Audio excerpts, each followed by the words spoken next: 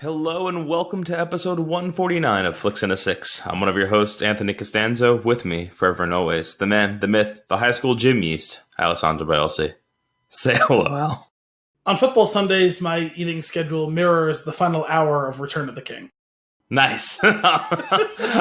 On this week's episode, Quibi is dead. We include Owen with our Vaughn and discuss the lingering effects of Diane Kruger, along with other news and nuggets, all before diving into our flick of the week, Dodgeball. But first, Al, what are we drinking? My alternative intro was going to be, "Oh, Anthony, I heard you're getting into the boys."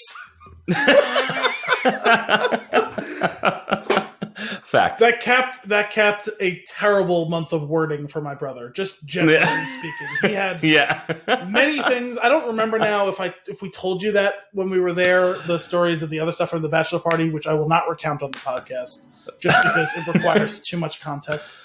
Sure. But the bachelor party featured, in quick succession, two very questionable phrasings. Not even of a sexual innuendo nature. It was just like, it's for after the show. It's for after the recording. I'm sorry to anyone who's missed out on it, but this one was in response to when we were all gathered for the annual Costanzo, or I guess we'll call it the annual D'Amico Oktoberfest. Yeah, that's fair. Dominic decided to ask Anthony about having started watching The Boys, but saying, "Hey, Anthony, I heard you're getting into The Boys." Yeah. And I was like, "There's just gotta be." Which is just such a great phrase. Just a tremendous turn of phrase. I love it. We, however, are drinking a Victory Sour Monkey. Now, you've heard us talk on the podcast many times about our mutual love for Victory Golden Monkey. This is the Sour Monkey. They sure have, Cotton. Yes, he will not be able to see very well. This is Sour Monkey, the Sour Triple. It's 9.5% alcohol by volume. It's tastefully tart, mystical flavor. That sounds like something that Ron Burgundy would have been saying in the prelude to... Yeah, absolutely. That's definitely up there. Fruity notes from imported Belgian yeast swirl through a precise souring. Pucker up to a bite of citrus-laden tang, ending with a delectable experience. I think that whole thing could have been something that he read. Yes, I was thinking that as well. That's why I was trying to really enunciate it. Tastefully tart, mystical flavor. The Human Torch was denied a bank loan. This is uses Pilsner malt, Tettnang hops. I believe actually I have a little bit more info on the box here. It's 10 IBUs. Tastefully tart is how our monkeys describe their sour sibling. Born from the same imported malts, Belgian yeast, and magical spices, this monkey decided to take a walk on the tangy side, with a swirling, citrusy lemon bite and a delectable essence. Oh dear. Better pucker up and respect this monkey. This is exciting. Obviously, we have some pretty cool bottle art. A little purple monkey, a little green tongue situation. He's got a lot of arms. Yeah. What's getting me is, okay, let's take the argument of they have 4 legs with hand-like appendages at the end, right? Because sure. I forget the name. There's a term for that. That monkeys have that all of their hands and feet can be used like hands. I forget. There's a phrase for that in the zoology, and I don't remember what the term is now. I actually just heard it fairly recently. A monkey paw. It is not the monkey's paw. What's freaking me out is that these aren't just hands and hand-like feet. They are all hands. All 4 of the limbs have forearms. Correct. Those hands are super humanoid. They're not all monkey-like. No. Also, why does he have a pig, corkscrew tail? That's a great question. I mean, I guess their tails can swirl, but not like that. not like that. Not like an actual. It's like the flying monkey they had. Didn't they have curly tails? I don't know. The evil not monkey, like that. The evil monkey doesn't have. Evil monkey, no, he does not. All right, so it's been a while since I've asked you this same question. What makes something a triple? It's more than a double. What makes something a double? It has to do with the amount of Well, I mean, part of it's the yeast, but it has to do with the amount. The wild yeast? Yes. No, it doesn't have to be wild, I suppose. Though it often is. Is it a trifecta of yeast? Actually, no, I don't know what the specific qualification is. I know that, it has to do with the grain bill, how much malt is being used. Okay. Alcohol content is a part of it as well. Like, I think there's some overlap on the high end of a double and the low end of a triple, but generally a double has a higher alcohol content than just a regular quote-unquote ale, and then a triple has more, and then a quadruple has more. Okay. Do doubles range like between 7 and 9? Pretty much? I think a little lower for double. I would say 5 to 7, and then like a triple would be like 7 to 9 or 10 or something like that, and gotcha. Quadruple higher, I suppose. They all use, to some degree or other, an additive of sugar, typically Belgian candy sugar. That's where you get that residual sweetness, that almost syrupy sweetness that goes along with it. Okay. The specific, there's obviously a bunch of different strains of yeast, but the family of yeasts that are used for these have like a high polyphenol content that often gives tastes of like pepper and cloves and banana. Oh. Although I don't know if the banana can be subtle. I don't know if you will taste the banana past the... How much could a banana cost, Al? $10. $10? I don't know if you'll be able to get it on top of the sour flavor of this one in particular, but you would get it if you drank the regular golden. I feel like you could smell that. What, the banana? Yeah. No, I just smell sour. I smell bananas. I didn't hear you say bananas. See, my first thought, how much can a banana cost? There's always money in the banana stand. I didn't hear bananas. All great references. But when I think of references involving bananas, I always think of, we're not going to fall for the banana in the tailpipe. It's always the one I think of. It's a good one. It's a good one. We have to do those. We've talked about them numerous times, but only ever seen the first one. I've seen it a million times. Fantastic. But I'll make it even better. All right, let's give this sucker a taste, shall we? Cheers. Cheers. That was a fun clink. I'm going to try that again. It smells so good. Ooh. I like that. All right, here we go. Oh. As you say, you're either super impressed or super unimpressed, and I can't tell which I'm It took until that wry smile graced your face for me to... I'm 100% behind this one. I assumed you... Oh, man. You like sours? Hang on. Give me a second. You like monkeys? They sure do. I love bananas. That is really different. Yes. See, honestly, I don't really taste the similarity to the Golden Monkey specifically, but it's such a fucking good sour beer. This is we've got a triple thuckle going on here.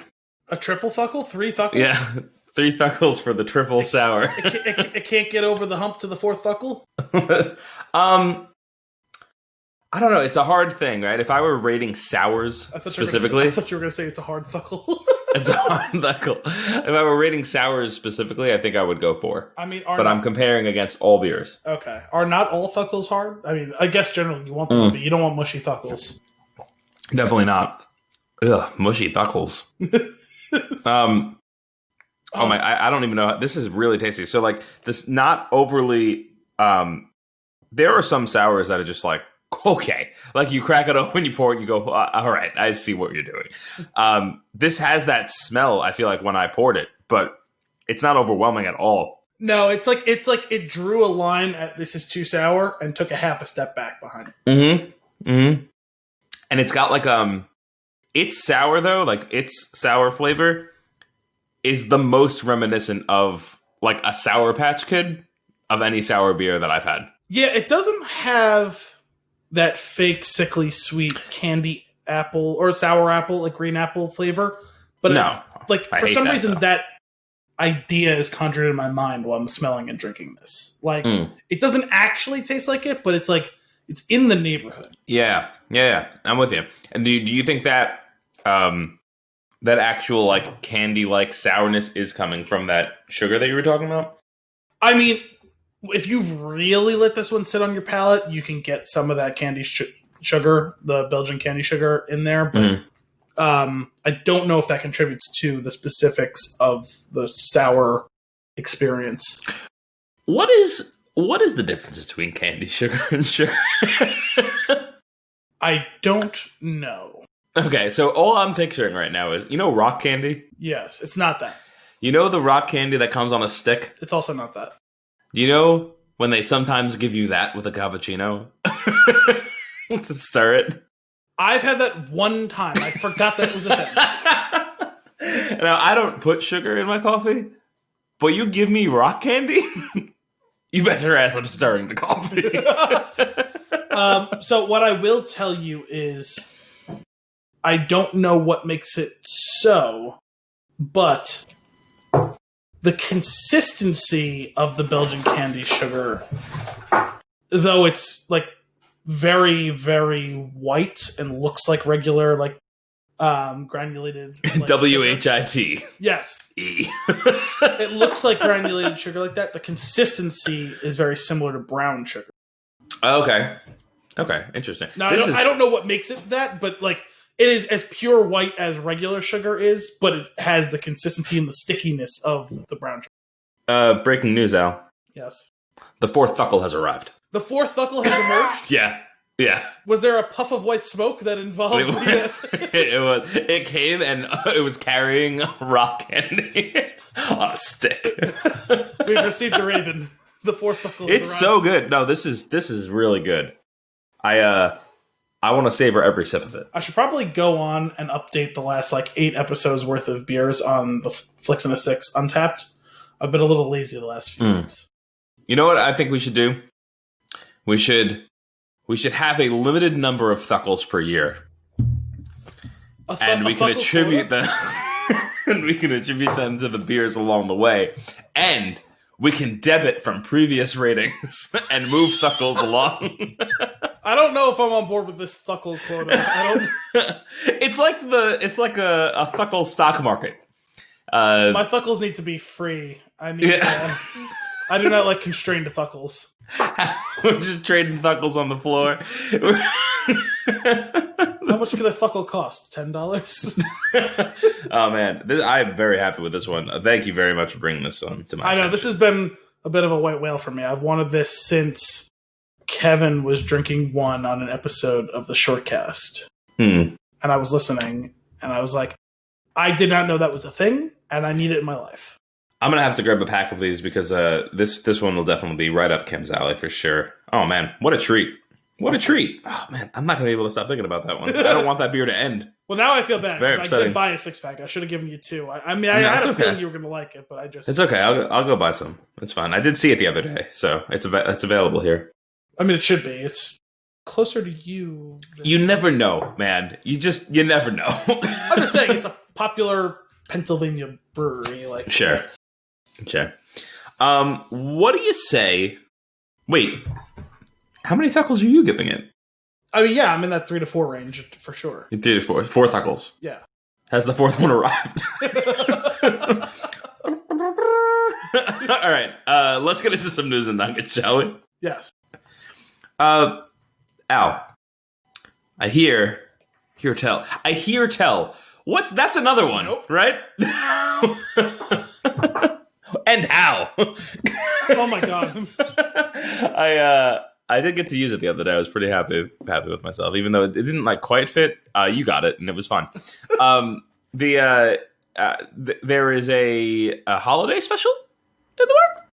Yeah, we know nothing about that. We've definitely never done a secret holiday episode about Definitely not. Nah. Drinking Fear Movie Lions. That's what we had. That makes perfect sense for that episode. Just chaos. Pure chaos. Words, punctuation, chaos. Questionable punctuation. There was 3 Sure. slashes at one point. Yeah. Yeah, you didn't remember that? Yeah, we specifically chose that one because of the absurdity of the name. Stone. I just remember how blown away I was that I had heard stories, but nothing could have prepared me for that. You looked like you got punched in the face. I felt that way. Anyway, the Lego Star Wars Holiday Special will have Rey fight Darth Vader and more crossover craziness. This is on /film. This was from a couple of days ago. The Star Wars Holiday Special is so infamous that George Lucas has not only disavowed it entirely, but it has been said that he would gladly smash every copy with a sledgehammer. Hmm. However, Disney is hoping to give fans a better way to celebrate Life Day with the LEGO Star Wars Holiday Special. The animated special is coming to Disney Plus next month. It will bring all three of the Star Wars trilogies together in a cross-timeline adventure that will have character meetings that would otherwise be impossible, including Rey fighting Darth Vader. Nice. And Entertainment Weekly has some new details on the LEGO Star Wars Holiday Special coming to Disney Plus on November 17th. Executive producer James Waugh reassures fans, quote, "This is not like a LEGO Star Wars remake of the Holiday Special in any way, but what it does is lean into the conceits that were created in that Holiday Special." Hang on a second. What? What does that exactly mean? Yeah, just uncomfortableness. Yeah, what are the conceits of the original Holiday Special? Is it uncomfortable sexual innuendo? Sure. Is it pregnant pauses that would force a doctor to immediately give a cesarean section? Mm-hmm. Is it Harvey Korman? What exactly are the conceits of this? Or is it grandpa masturbation? Well, I was just going to lump that into the umbrella of uncomfortable sexual innuendo. Okay. Got it. Sorry. There was or was it creepy Wookiee face? Creepy. You can't forget creepy Wookiee face. Jefferson Starship. Oh my god! What a ridiculous thing. Yeah, I don't know. So what is it like? I guess the idea that just like, oh, we're just gonna characters will be there. I feel like that's the only thing they could mean, right? Let me continue from the conceits that were created in that holiday special. That's because the story still unfolds on Life Day, but what happens in this new special will be unlike any Star Wars project that came before it. Okay. Waugh elaborated. Quote, "We started realizing that the way they play with them isn't with canonical separation. It's not, let's put all the classic trilogy sets here, the prequel sets here, and new sequel sets here. My son literally just dumps his bucket out. We realized that was a play pattern that would actually inform the fun of this show."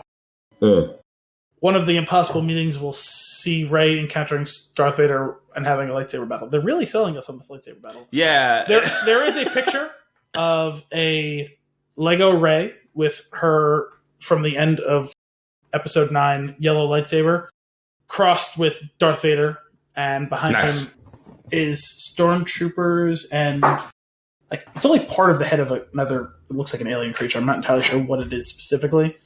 It kind of looks like they might be sitting astride a pod, as in pod racing.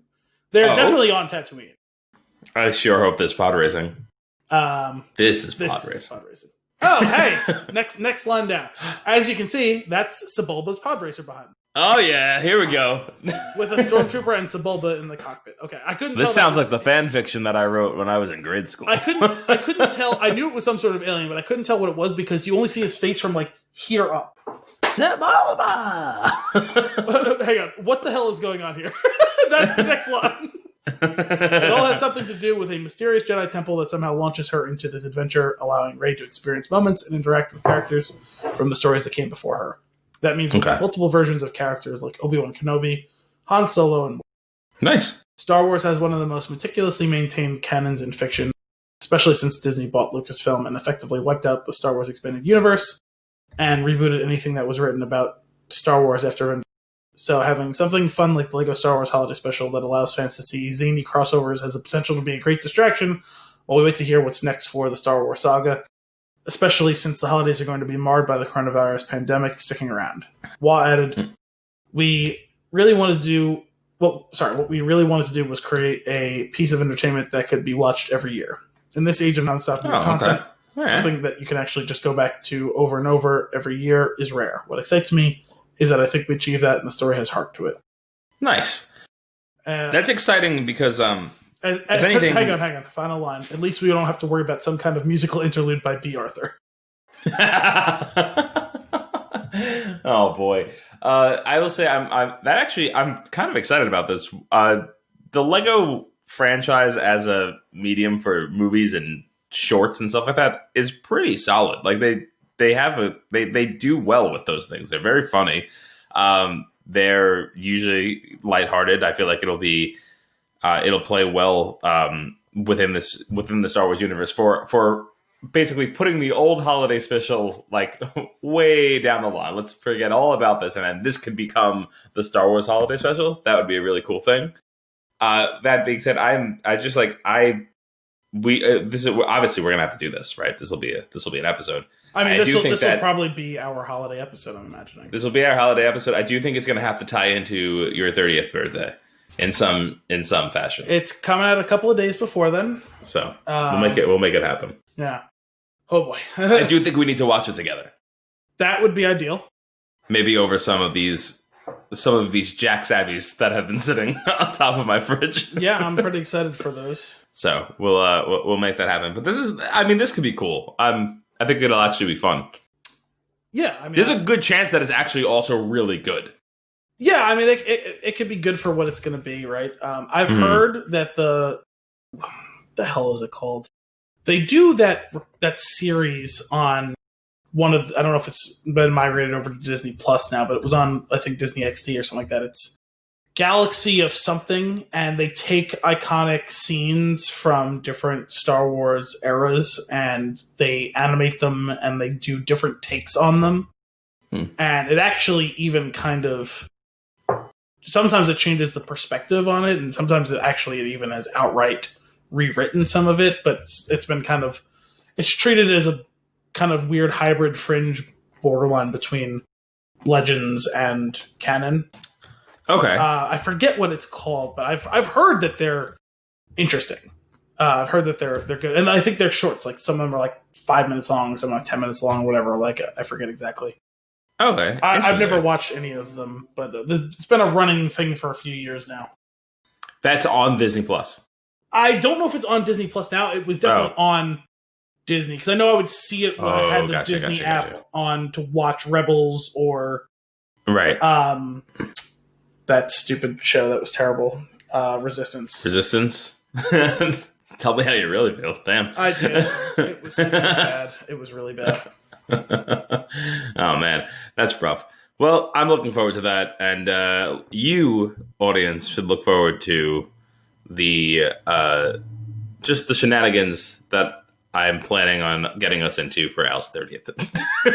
Oh yeah, that's right. You've been hinting at this for weeks now. It's gonna be great. Al, you mentioned to me before the show that Quibi is dead, and I have one question for you. What is Quibi? Oh, you don't know what Quibi is? No. Oh my god, this is phenomenal. How do you know? I feel like this is. I'm not saying actually. I think it just broke Al. Well, no, I'm just shocked because I expect that you would have had a similar level of distaste for it that I did. I do think you would be more intrigued by the concept than I was ultimately, but I think you would probably view it pragmatically the way I did, and was like, cool idea, probably not going to work type of thing. So, Quibi is short for Quick Bites.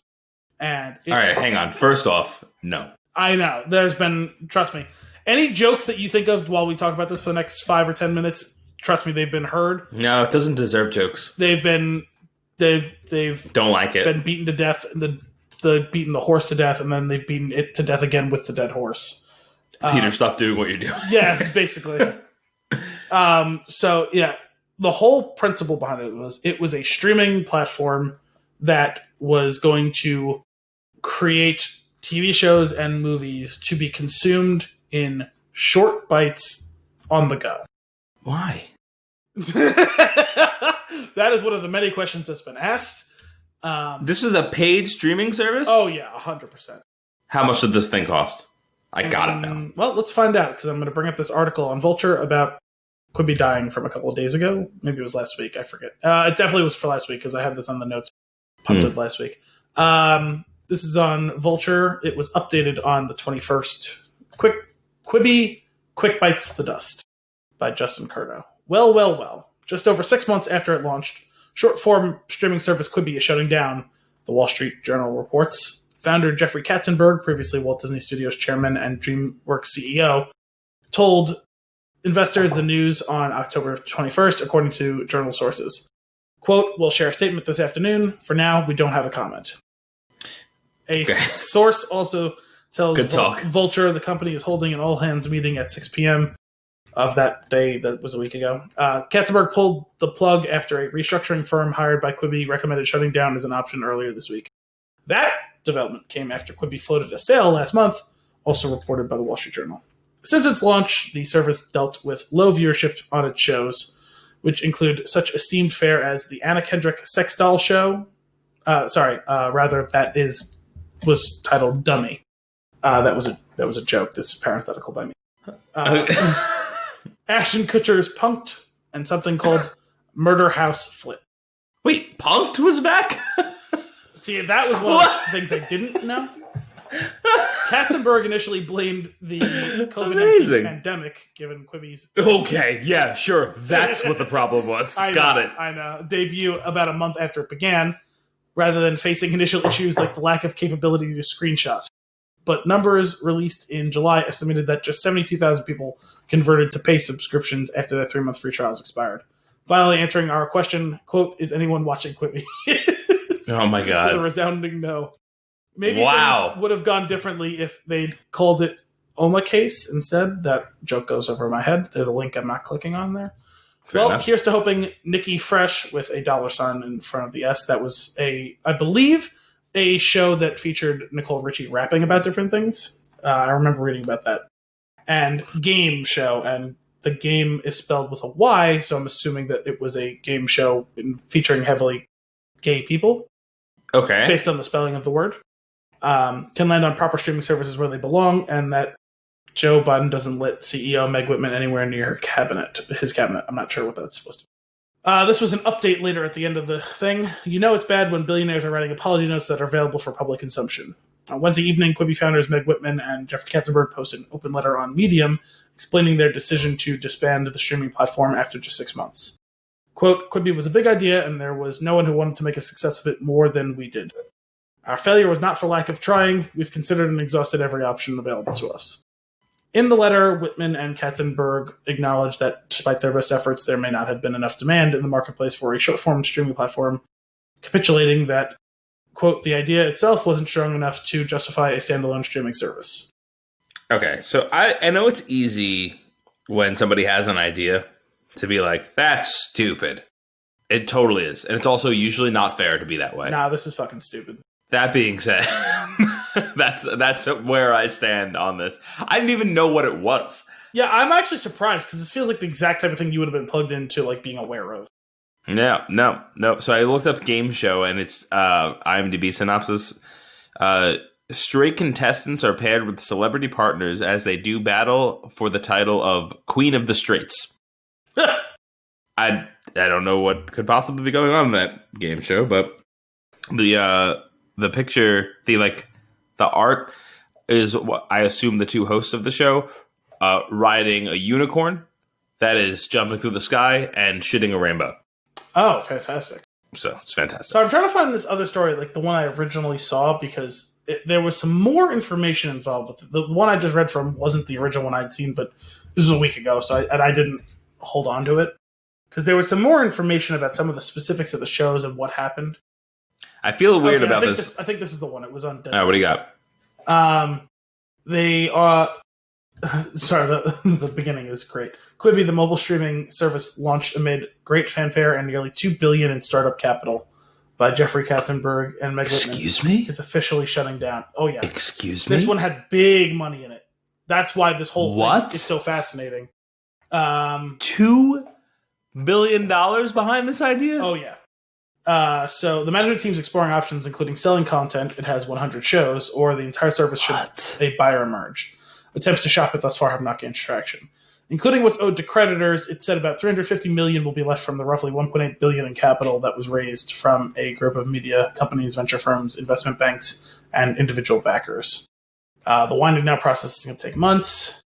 Failure will put 200 people out of work. The roster of quick bite programming from A-list creators like Steven Spielberg, Guillermo del Toro, and Antoine Fuqua, and also which investors will take the steepest losses.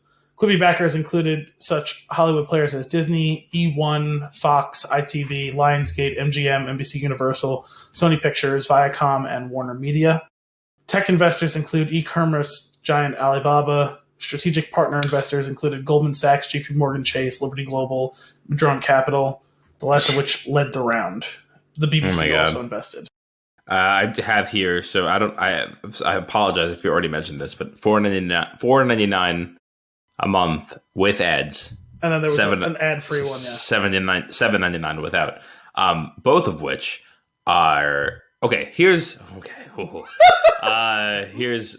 thing. Hang on a second. I just want to take that moment when you have to preempt the preempting of the here's the thing. The layers of fuckery involved in this story are overwhelming.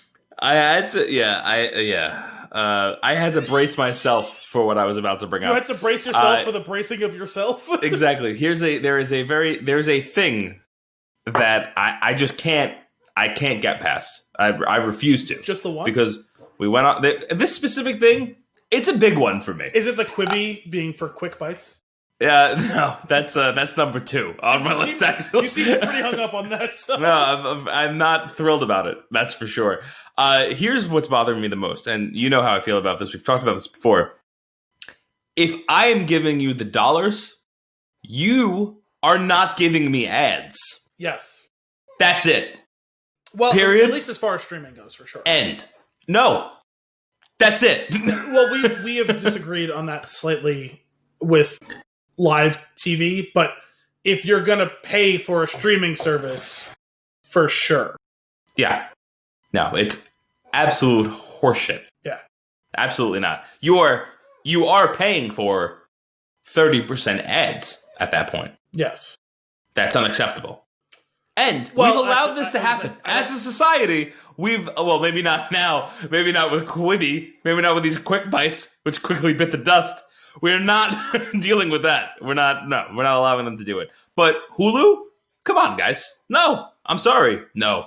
Medium ground pricing, somewhere in between those 2 points that has no ads, maybe I can get on board with.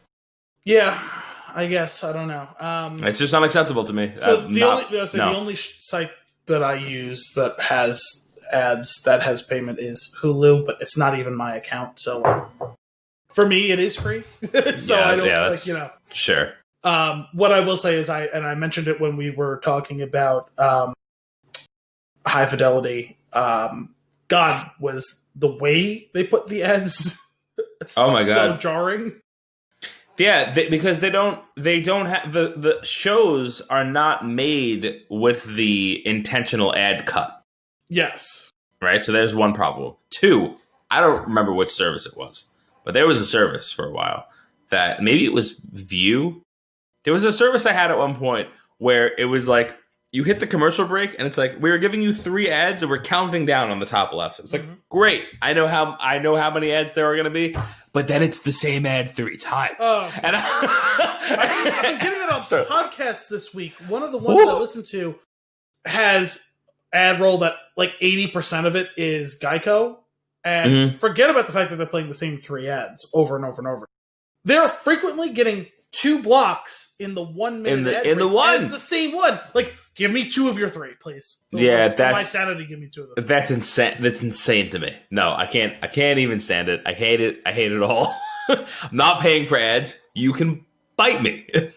You can quickly bite me. But is this going to be one of those things now that it's dead? Quibi's dead. Yes. Never heard of it, but now I've heard of it. Am I going to start hearing about Quibi everywhere? I'm just surprised you never heard of it because there were months of jokes online about this. And the majority of those jokes it was pre-pandemic. Like it was because like they said, it rolled out a month before because most of what I was reading about this was in like the December to January time.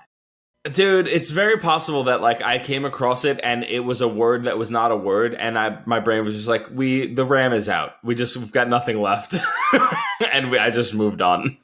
I don't know. But now if I start hearing about it everywhere, what's going on with Diane Kruger? Well, no. First, I was just because you were asking a little bit more of there were real people about go and look up ads because they were real people. No, because we're talking about the money. There was real creatives involved. There was this show Dummy with Anna Kendrick. Mm-hmm. I believe she I think the central conceit of that one is that she accidentally finds the sex doll of, it's either her boyfriend or husband or brother, I don't remember, and she falls in love with the sex doll or something like that, or the sex doll becomes sentient and she forms a relationship with it. I don't remember. They were doing a remake of The Fugitive with Kiefer Sutherland, which I know I saw an ad for that show. What? There was a lot of other shows as well that were like, there was documentaries. They were doing their partnerships with ESPN and 60 Minutes for their things. Why can I still subscribe to this thing? Oh, I'm sure they're going to leave that open just to steal as many dollars as they can while they wind down. Yeah, okay. Still, though, this is kind of crazy. No, just I've man, you broke me with this one. I don't think I've been less interested in something. Yeah, so the whole idea of this, of this service was that you would watch episodes that could range from like 3 to 12 minutes long. And the idea was like, it was basically a streaming service only for people who lived and worked in cities. Like, you're waiting on the platform for your train, so you can watch 4 minutes of a show, and the whole episode of the show is only 4 minutes, so you don't have to. As a person who has worked in the city, no, you're not, because you don't have service. I'm just telling you, this is what they were saying. I'm not saying that it would have worked. Or, hey, I'm waiting online for coffee for 10 minutes. Yeah, no, maybe just, I don't know, look up, take a breath. Well, why are we trying to capitalize on people's 30 seconds at a time? Don't get me wrong. When I'm waiting online for stuff like that, I'm on my phone. But you know what I'm not doing? Okay. I'm not watching a show. Yeah, what would you put your headphones in? Or no, are they also expecting you to be obnoxious about it and just play it through the speakers? Are you going to be that guy? Because that feels on par with what's happening. Well, this is why I'm saying I'm assuming they mean city, because if you walk around in the city pre-pandemic, everyone's got fucking headphones.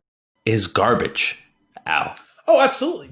Garbage. I spent a long time laughing at this whole idea as well. Who the fuck wants to watch 10 minutes of something and that's the beginning and the end?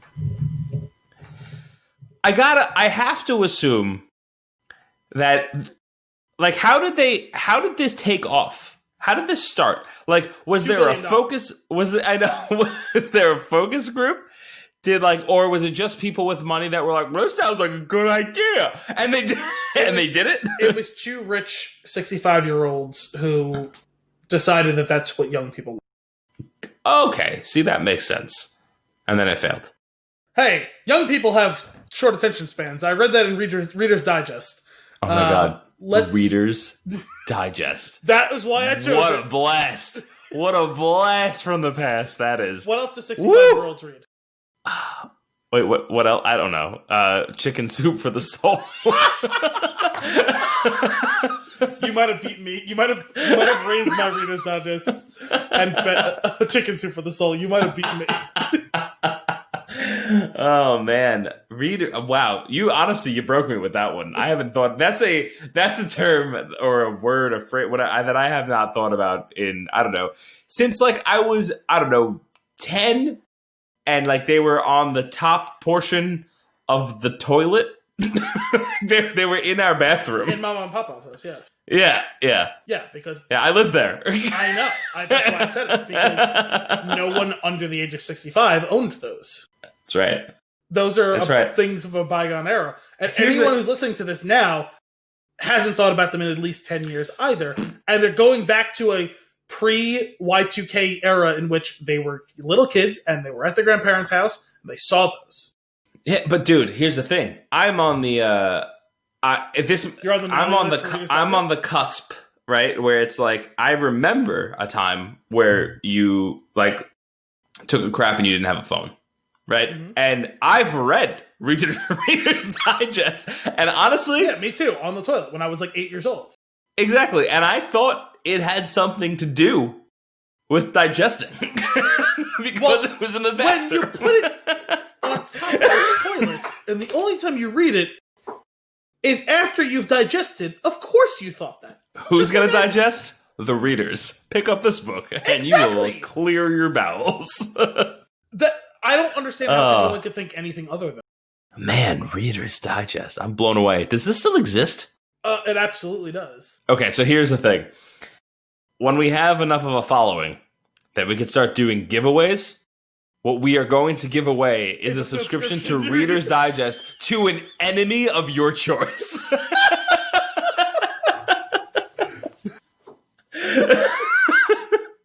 When we open up the brewery, we're going to have Reader's Digest on the counter. Woo!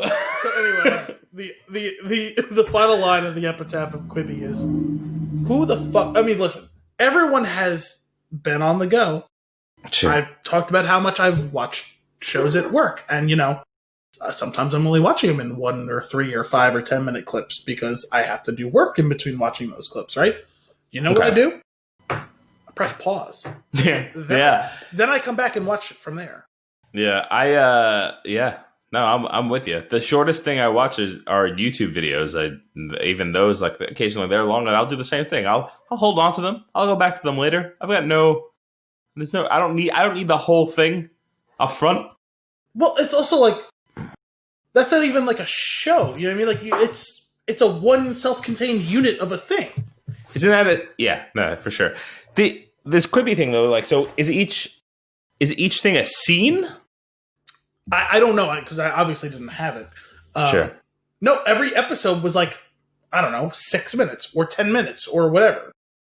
Okay, so my question then becomes, where's the threshold, right? When do you become a television show? 10 minutes, you're pushing into an hour-long AMC show. I love how over the course of this show, we've gotten progressively more insulting to The Walking Dead, where the jokes starting at you're getting 42 minutes of content in your hour and 10 of AMC time, to you're now getting 10 minutes in an hour-long episode. That's right. AMC is Quibi. Yeah. If AMC could charge you for just ads, they 100% would. So here's the thing. I didn't see this substantiated. I looked into it for a minute or two when this story first broke. Did not have the wherewithal to continue on my pursuit. I also saw that what this actually was all about, supposedly, was by having shows and movies broken up into such small chunks, they were allowed to skirt SAG union rules. Oh. Because the length of the things that they were doing were not like feature or whatever for TV episodes or movies. Okay, what does this mean? So they could charge much less money, or pay out much less money, rather, to writers and actors and directors. Okay. So all of this was really just a fucking scam. Sure. Well, scam's probably not. Oh, wait, hang on. Quibi was a scam? Right? Oh, no. Yeah, so this, I don't know if that's true. I did not have the patience to look into it, but it sounds Or the interest. What? Or the interest, for being honest. No, actually, I was kind of interested by that. That is, I found that's curiosity. I just that is interesting. Have the time or patience. But sure, it's also that. Jeez, man, I am so glad that I got this lesson on Quibi in its final hours. A week after its final hours, in fact. That's right. Oh man, tremendous. All right, what's next? Well, I don't know. Now that I'm going to hear Diane Kruger. Yeah. Right. Oh, boy. Oh, boy. What do you got for me? So, we got a lot of Diane Kruger. This is like going to be Diane Kruger-ception here, because I have like so many layers to the Diane Kruger effect this week. So, let's start with this first. As we have discussed multiple times over the last several weeks, we're referring to the phenomenon of which you see or hear about something and then you notice it all over the place. That's right. I could not remember the name of it. I know there is a hyphenated name for that thing. I don't remember why we called it the Diane Kruger effect. It doesn't matter. We're calling it the Diane Kruger effect.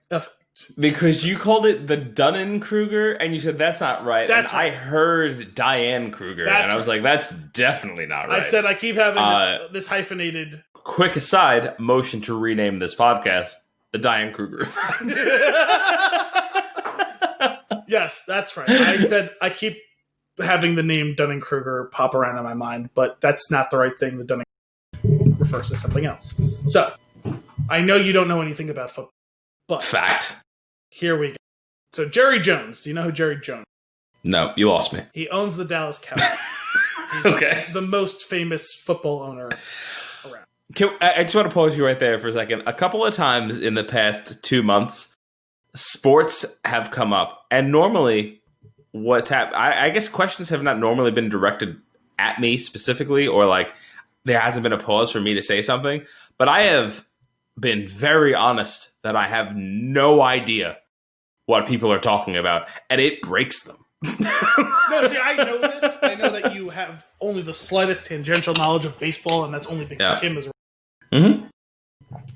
Nailed it. Yes. I generally like to think that I know a bit about you. Sure. Anyway, so Jerry Jones owns the Dallas Cowboys. This is from an article on The Athletic.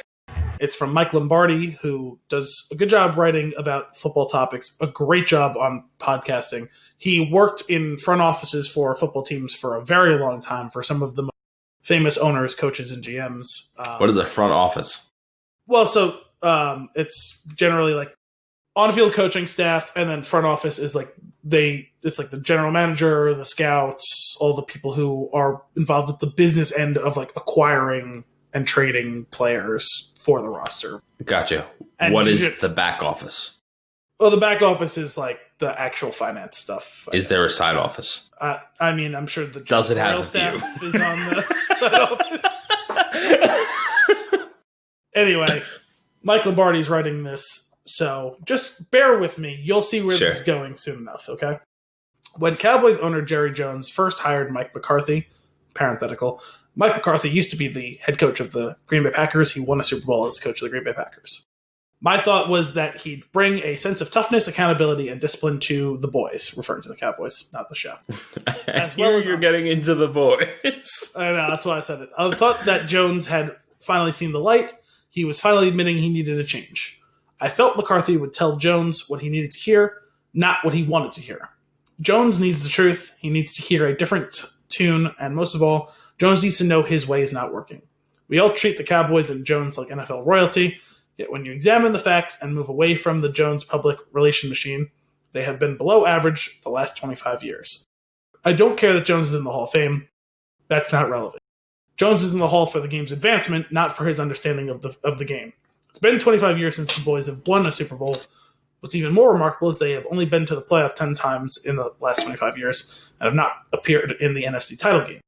I thought McCarthy, with his rough and tumble ways and straightforward personality, would be like Jimmy Malone from the classic 1987 movie The Untouchables.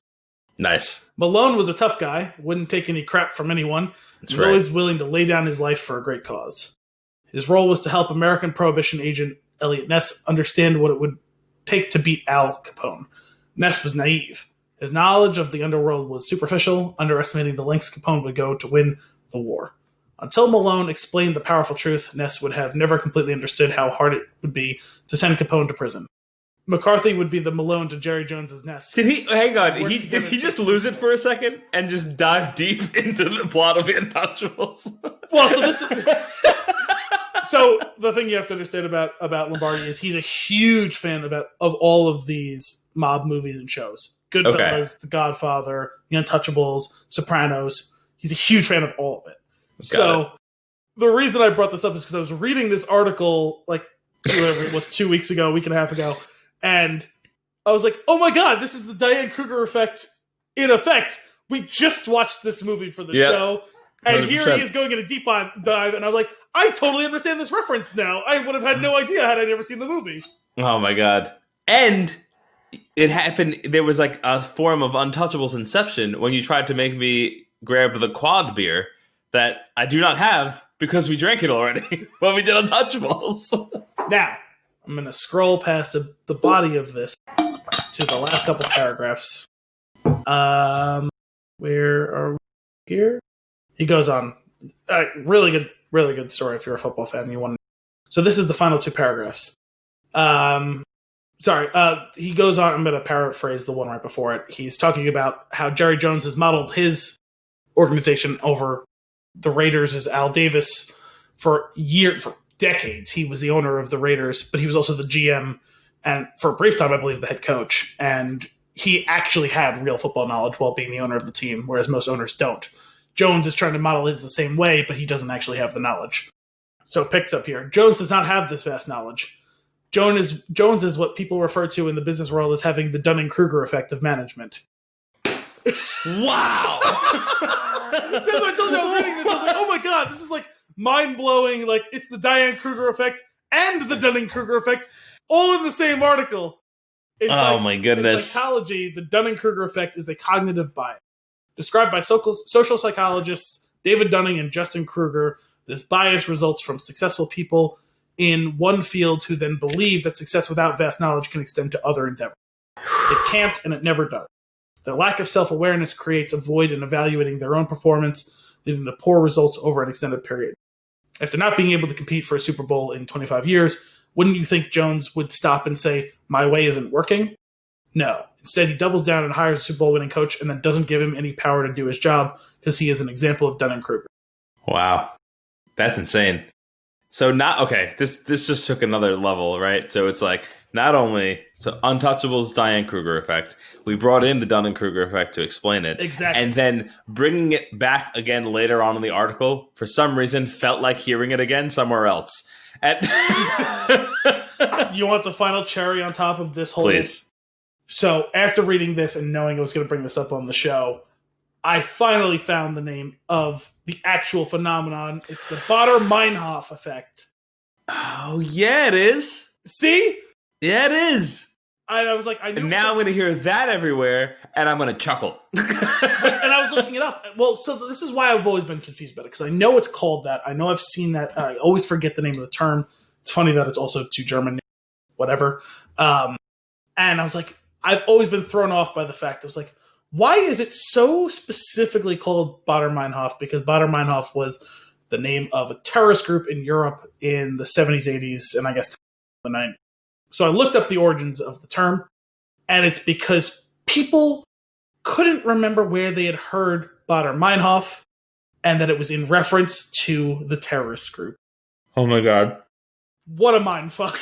That's amazing. I mean, other people might know them more commonly as the Red Army faction, because apparently they never went by Baader-Meinhof, and the Red Army faction had its own splinter cells, Red Brigade, the Green Brigade, and all those fun things. But regardless... Oh, man.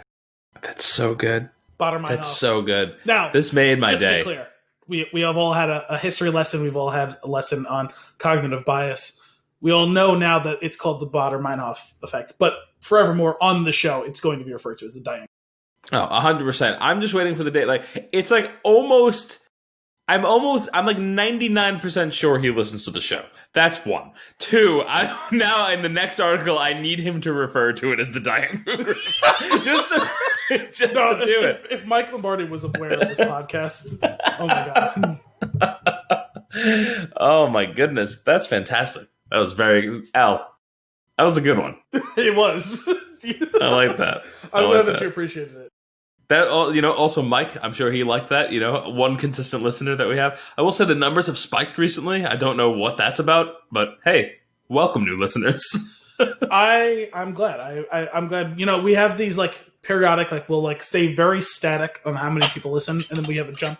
And then yeah, I honestly have no idea what that's about. But you know what? I'm not going to question it. I'm just going to enjoy it. I'm going to appreciate it. Sure. Welcome, new listeners. I hope you guys have been enjoying our repeated references to the Diane Kruger effect. I hope you're enjoying reading, because we haven't had a good reading in a while, and we've had multiple readings in this one. That's true. That's true. Can you hit me up with what's going on with Owen Wilson? Oh, absolutely. So this was sent to me not too long before we started recording. Oh, and, hot take. I gotta dig this up from my phone because someone sent this to me. Oh no, where is it? A little elevator music for you while you dig it up. I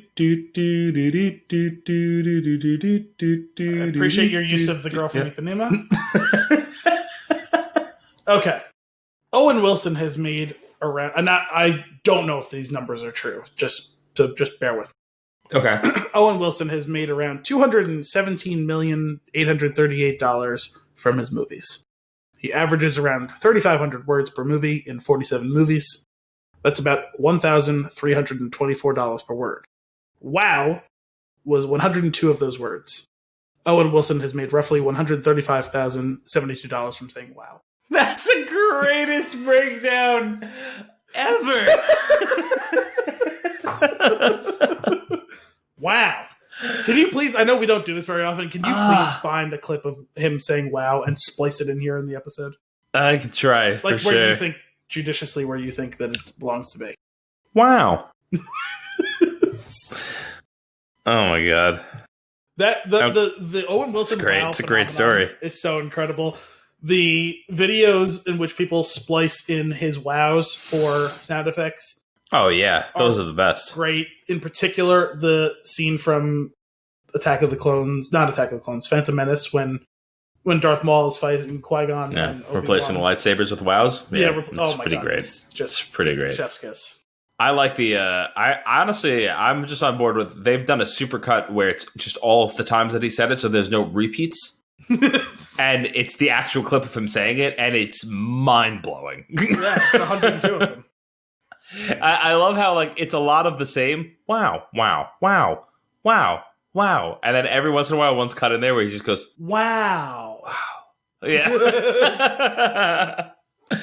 Oh man! All right, what's going on? What are we pre-Manda watching? Oh, so did you hear about the potential leak involving The Mandalorian? Season No. 2? Just going to preface this to calm your nerves. Nothing spoilery in any way, shape, or form. So, It's because I already like put my fist through the computer and threw things. yes, because you've already yanked your headphones out of the microphone, so you can't hear me. Wow. So apparently there was some sort of leak about the first episode of The Mandalorian, and we know for a fact, hopefully it's a fact, that it's 52 minutes. That's the leak. Oh yeah, The leak is the time of the episode. the runtime, yeah. All right. Well, for one, it's a lot longer than any of the episodes last season, I'm pretty sure. Oh, is that true? Yeah, weren't they all roughly half an hour? I have no idea. They were, I think, in like the 28 to 45 minute range. I just remember watching that show and feeling like Christmas, and I'm really because it was around Christmas time, and I'm very excited again for that feeling. Yeah, it's great. It's funny. I'm gonna do that, and then I'm gonna play Jedi Fallen Order again. Yeah, I mean, we're coming up on a year since it came out. I think that might be a holiday replay game for me. Oh, it's perfect, right? You should be able to knock it out in like a good weekend or so around holiday time, right? Yeah, the question is like, I guess I up it to Grandmaster for the next run through. Yeah, I would caution against this since you haven't played it in almost a year. I definitely harder than normal. What is the one below that? What's that? What's the one below Grandmaster? Jedi Master? Jedi Master? That was fun. I found that entertaining. I started on not like whatever the lowest was. Like I started on whatever like normal was. I forget if that was Apprentice or whatever it was. Or Sure. Jedi. And then there was like Jedi Master, and then there was Grandmaster. So I did it 3 times. And the first one was really tough at me in the beginning, just learning it. Then the second one took me like 90 seconds to get caught up, and then like crushed it. Grandmaster was really hard. Yeah, I can imagine. Really, really hard. I did it. I completed it without ever changing the difficulty. Some of the things I was able to do, some of them I wasn't, like meaning like your first try or whatever, just on like the principles of knowing the game. The biggest difference, because like from Jedi to Jedi Master, honestly didn't feel like that big of a jump. From Jedi Master to Grandmaster, they tightened the window on timing the blocks to so small that it requires so much repetition to be able to get it down. Interesting. Yeah. Like you'll be able to block, but you won't be able to reflect blasters. You won't be able to stun enemies. You know what I mean? Like you'll just like block them. And it's such a huge, like you don't realize how much you rely on it. Like especially when you're like facing one of the other like bosses with like a lightsaber battle. Sure. It's so those battles would be so long if you couldn't get the timing. Yeah, I remember Dathomir being a little nutty on night, where you're like when there's like a bunch of like spiders and flying things. Dathomir was infuriating on Grandmaster. Yeah, I'm very much looking forward to a sequel to this game, though. Definitely, we're definitely going to get one places eventually. Yeah, and it's going to be great. We get it. I love that game. So much fun. Really enjoyed it. Really, really gave me that Star Wars feel that I didn't know that I was going to be getting that quickly, which was nice. Yes. So, which, by the way, I don't know. You still didn't try out Squadrons yet, right? Not yet. No. Not that it matters. I was just waiting for the new consoles to pick it up. Mostly because I get there's going to probably be a couple hours of it with EA Play come November 10th. So I figured I'll try it then, and if I like it, I'll purchase it. What I will say is, as far as like a Star Wars experience, like you were saying, and I'm sure I'll get into it more on Game Bites with you and Brian. I assume that episode was going to be sooner, but I guess it won't be. It's such a little box to check, but I still like just appreciated it for what it was. There's so many references they find a way to like. They don't feel shoehorned. Like they feel real. Like there's a real reason for them to come up.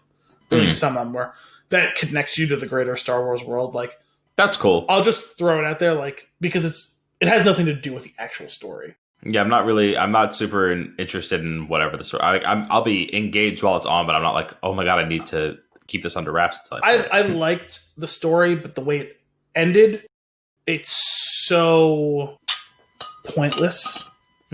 Like just to like the greater Star Wars canon, like it just doesn't matter. It's like one of those things that like it's like hearing about like one of those like World War II battles that's like just lost to history, where it's like, oh, like this was important, but like it wasn't that important. It was like the 50th most important battle, like important like within context, but in the end, there were so many more bigger things. You know what I mean?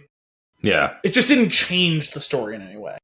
Yeah. But so very early on in the game, there's someone who switches sides. I won't say from which side and to which side and who it was, but so there's a reference to that later on, and they start name dropping other traitors, and Iden Versio is one of them. That's cool. Who was in Star Wars Battlefront 2, right? You know, joined the rebellion from the Empire after was Operation Cinder or whatever it was. Yeah. Someone else mentions that they were acquainted with Grand Admiral Thrawn. Like, you know, there's like stuff like that. That's cool.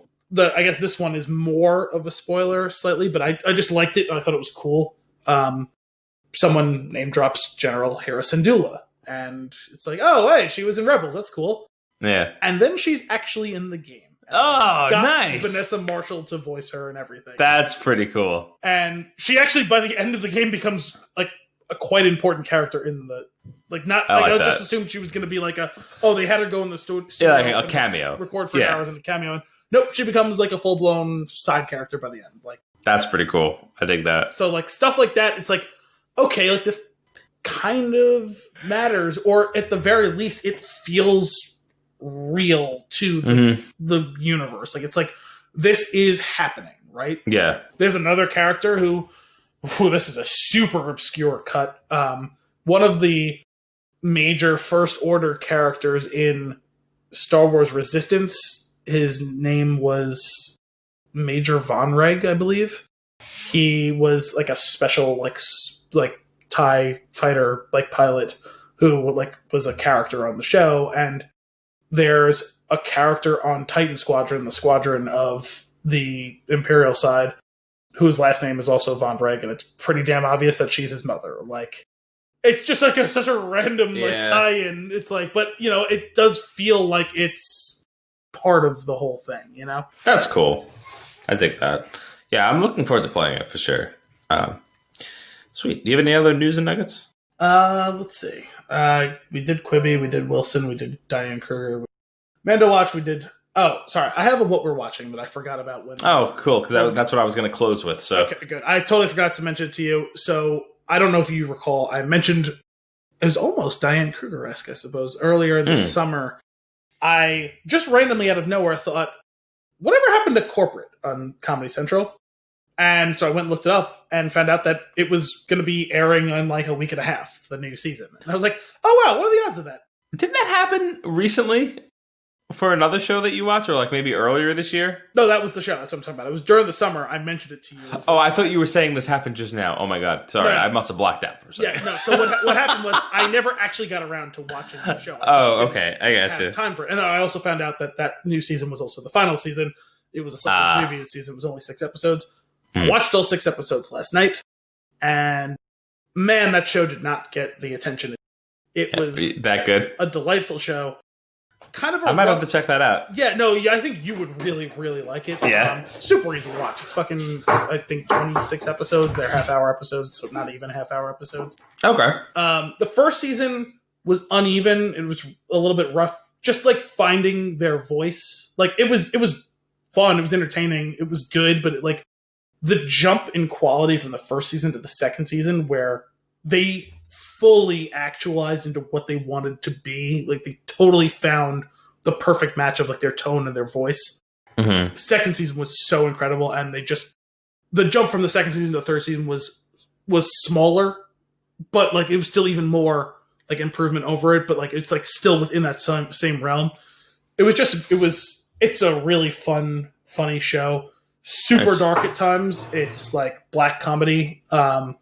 It's heavy satire. And when I say heavy, I mean sometimes it's quite heavy-handed. Although they handle other things a little bit more deft and subtly. They even got some cool like cameos in this season, like of just like fairly famous like actors who have joined up, like they didn't really have in the first 2 seasons. Including Bob Odenkirk popped up for like a whole episode of this one. I was like, oh wow, I didn't expect that. Oh, that's fun. Especially because it was like voiceover, and I was like, wait, I know that voice. Awesome. Yeah, very iconic. Yeah, what's his name is so great in this show. He plays Christian DeVille, the CEO of the company they work for. It's Lance Reddick. You would probably know him from the John Wick movies. He played concierge. Oh, The hotel. yeah. What he's most famous for is he's one of the main characters in The Wire, and he's great in The Wire. But you never got around to it, did you? I started it. It was one of those ones where I had to watch a few episodes over again. Oh, okay. But So I know I'll go back to it. I was really enjoying it. I know we talked about it in the past, and I didn't think you were super well versed with this. I didn't think you would watch it. Yeah. But yeah, so he was the lieutenant in that, and he was great in The Wire. In this, they let him be super evil, but also have a sense of humor at times too. He's great in this. I mean, it's a campy performance, but it's great. Awesome. I really enjoyed that show. I'm ashamed. I'm sad to see it go, but I really enjoyed my time with it last night. Over the last several years, I'll have to check it out. It sounds like I would enjoy it. I'll say as for myself, I am like 4 episodes into the 8th season of Dexter. Oh, you're into the 8th season? Yeah. Sorry. Yeah, last time we talked, I was in the 4th season. Well, no, when we talked at your house, you were in the 6th season. Oh, okay. And based on what you texted me, was it last night or the night before? I assumed you were in the 7th season based on the text, which would have made sense because you were like a third or so of the way into the 6th season when we spoke a couple weeks ago. And I was like, oh, he's probably like, I don't know, halfway through the 7th season. No. Yeah, between the final episode of the 7th season and the first episode of the 8th season, they make it very clear that 6 months have passed. Or in Harrison time, 3 years. 3 years. Which is ridiculous. And I will say, I was this whole time I've been holding out. I was like, I know people watched Dexter over the long period of time that it aired. They had a longer time with it than I had with it. Maybe they were a little bit more critical, was my thinking going in. I was like, because so far I was pretty satisfied with the show. I thought the 7th season was actually really solid. The 7th and then I was like, is fun. And then I wouldn't say it's good per se, but it's fun. I don't know. I thought it did some interesting things, and I only think that I have a feeling that the only reason why in memory the 7th season is not so good is that it doesn't. So far, I don't see that it's going to pay off well. They did a lot in the 7th season. They were like, it was almost like, when you're coming to an end and you're like, okay, let's do all the crazy shit that we want to do. Like, let's start exploring that. Like, let's a little bit at a time. And then like, oh no, we have to do an entire other season after this. Shit. That's what it felt like. Because within the first few episodes of the 8th season, I was like, okay, this is cool. Cool. We got Loomis from Halloween now. Like we have this psychiatric character. Was she? I had no idea. No. It's not a character from Halloween. It's the doctor character. No, I know who you're talking about. Yeah, Charlotte Rampling, who has like become famous in the time since because she won an Oscar a couple years ago. But I was just like, so it started off. I was like, oh, I'm excited. I'm excited for this final season, or which will not be the final season anymore. But anyway, I'm excited to see like how this plays out. And it starts. I was like, okay, bumpy start. And then we're 2 episodes in. I was like, yeah, a little bit all over the place. And then we're like, oh. So are we just not gonna just forget that he has a son for now? Oh, okay, there he is. like there's just it was bumpy for sure. So I am less harsh a critic of the run of the show than some people are. I do believe there is a drop off in quality after the 4th season, but I believe it's a more graceful drop than other people claim it to be. I still really enjoy the 5th, 6th, and 7th seasons. Yeah. They're not as good as the first 4, but I still like it. I still enjoy them. Whatever season was with Miguel, 3rd season? 3rd season. I don't like that season. See, that's one of my favorite seasons. Yeah, I don't like that one. That one can... I just like that Dexter had a friend, okay? Yeah, Tess. Didn't like it. It was just... Also, I like Jimmy Smits. I thought he did a good job, too. Sure. Oh, no. That's like... I don't mean to discredit any of the performances. I just didn't care for the story of that season. I mean, that's fair. It's not all going to work for everyone. The other ones, like though... Dexter making his first friend.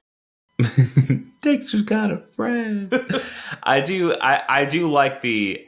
What I liked is, as so far as the story has gone on, the graying of the line of like the cut and dry, like we've been like he's a serial killer, like he is this person, he doesn't have emotion, so he has to fake it, to like what I think you had actually brought this up early on, to him actually developing emotions, which is really interesting.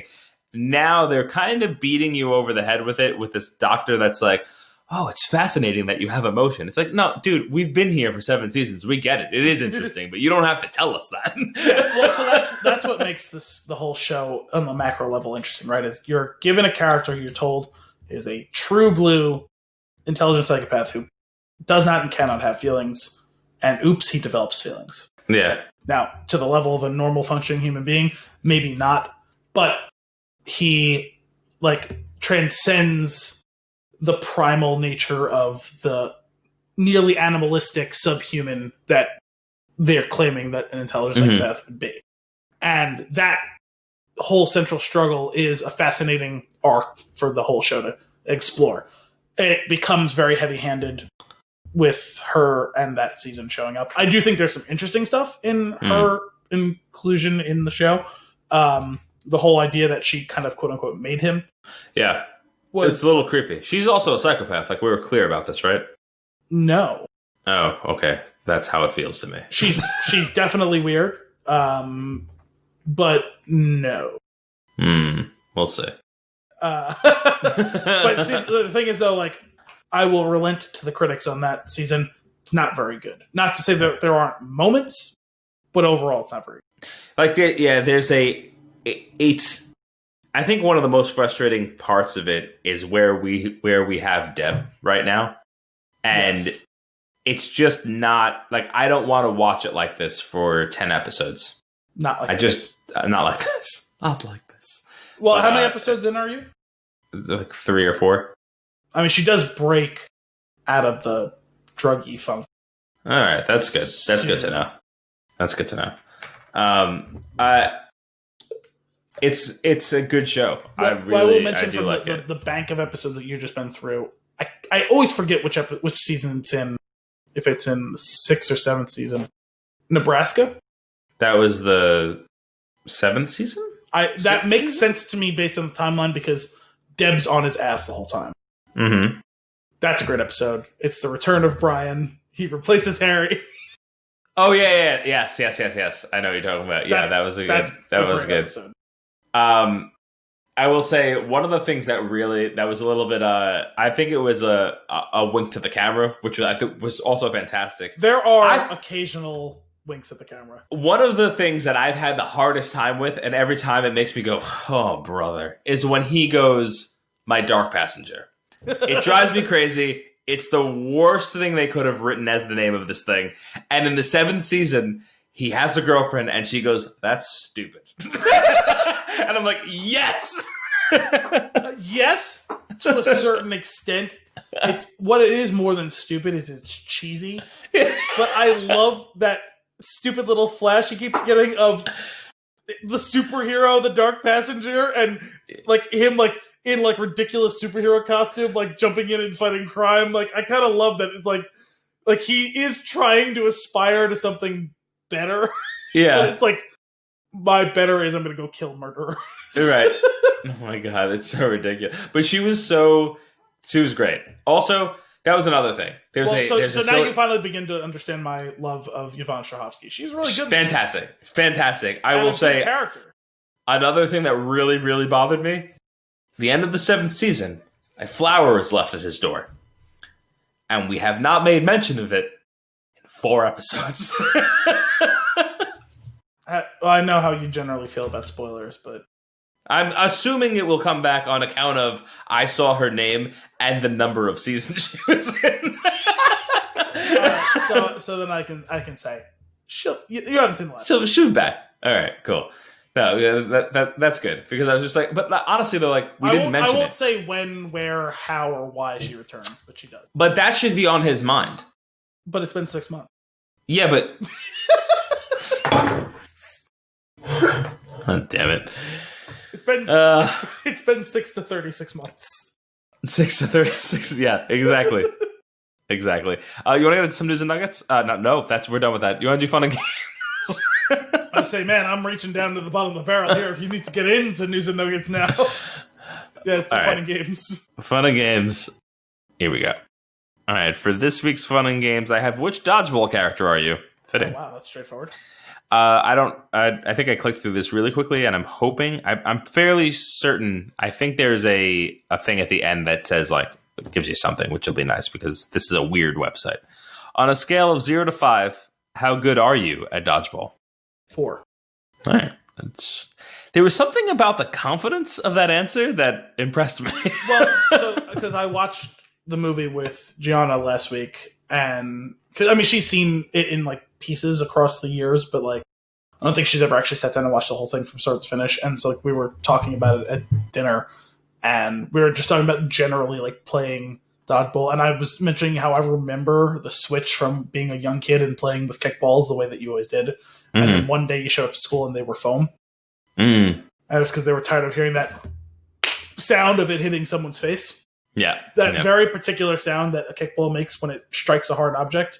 Yeah. And so I was generally a pretty damn good Dodgeball player. We played a lot from my ages of like 4th grade to like senior year of high school. So loved it. I love Dodgeball. So much fun. All right. What type of hairstyle do you have? Very short, very long and curly, long, feathered.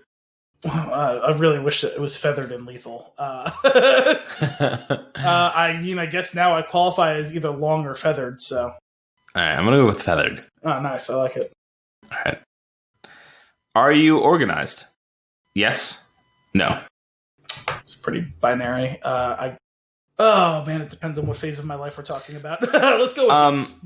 All right, cool. Quick question before I select this and it goes on to the next question. Organized is spelled with a Z, correct? Yep. Okay. Is this a Canadian website? I have no idea. Which Dodgeball character? .ca? No, it's not. What is your preferred drink? Root beer, urine, or seawater? Wow, I know where 2 of those answers go. Let's go with root beer, which is the only one I don't know where it goes. Okay. Best comeback. Not as much as your hair does. Go ahead, make Joe's, Mr. Jokey Joke Maker. That's probably supposed to say jokes. I believe so. I got better runs in my shorts. Yarg! I'm not a lesbian, I'm bisexual. Why do you stare at me? I'm going to say, go make your jokes. You're going to 100% get Dwight because we have feathered hair and that one. Yeah. If you had $100,000... Doll hairs? I'm actually not sure what that symbol is. What would you do with it? gamble it on your winnings. What? Keep it and do something useful with it. Use it to buy a spade to find buried treasure. Get a facelift. Buy other people's urine. Expand your business. Keep it and do something useful. All right. You got White Goodman. You are completely in love with yourself. You are dreadful at comebacks. Oh, man. That's great. With that, let us get into our flick of the week. Dodgeball, released in 2004, rated PG-13 at an hour and 32-minute runtime. A group of misfits enter a Las Vegas dodgeball tournament in order to save their local gym from the onslaught of a corporate health fitness chain. Yeah. It's pretty spot on. I'm gonna dive right in with mine because it goes on top my tweet length review, which dovetails nicely with that synopsis. Even with quite a few jokes that don't age particularly well, Dodgeball is still better thought out, better performed, and better executed than a movie revolving around the school gym sport has any right to be. 8 out of 10. I'm going 8 out of 10 on this one. Yeah. This is one of my favorite comedies, and we'll get into a little bit. I was definitely taken aback a bit because it's been a long time since I've seen it. There were lines where I went, ooh, no, I'm just not okay with this. Yeah, I guess we can do that in preface to me giving mine, for sure. I mean, like, I knew that was coming. I've forgotten just how much of it, though. Yeah, like, there's a lot of it. I remember some of the specific lines, obviously. They mostly revolve around Rip Torn. Well, of course, but it's like the point of that character, right? Sure. It's like, they play him for the laugh too often, but there is at least a nod to the fact that we're supposed to be laughing at him. Yeah. Not with him. It's just not as clear as it should be, or like I would say in like an equivalent comedy would be today if that movie was made today. Sure. Because unfortunately, like some of the lines he gets off like are quote unquote good in the context of like he is the dominant force, you know what I mean? Like like it's played for the laugh, and it's like, okay, we are supposed to laugh with this, and it's like, but I don't love the subject matter. Yeah. For sure. All right, hit me with yours. One of the defining comedies of its era, eminently quotable, nonstop laughs, and sneakily well written. 9 out of 10. Oh, nice. All right, sweet. So we're up there then together. I appreciate that. I'm glad that you're on the same page with me, at least score-wise. Maybe you went a little higher, but I'm all for it. Sneakily well written is the name of the game here. Yes. What's going on? There's this movie is the perfect cocktail. We have, first off, the writing is hysterical.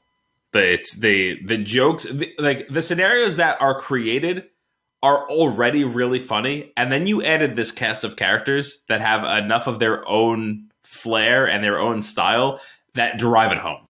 Yes. Also, I think it's important to note, like, most great comedies thrive on, like, set pieces, right? Mm-hmm. And this is no exception. There's big moments that are funny. Right. But part of the reason I said that it was sneakily well written is they find great ways to thread the connections between those set pieces in a way that feels meaningful as opposed to just like vignettes collected together in one movie.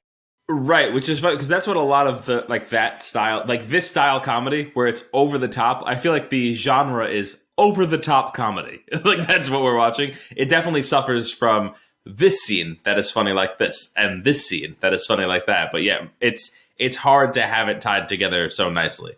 They make use of foreshadowing and callbacks and all that sort of stuff in right. a way that like comedies don't always do well, right? Like there's a lot of movies that have comedic elements that will use the comedy in those moments, right? But have out and out comedies like this that have such a good handle on callbacks and foreshadowing and irony and all that sort of stuff, right? Like actual irony to the point where that becomes an overt joke. Irony. Yeah.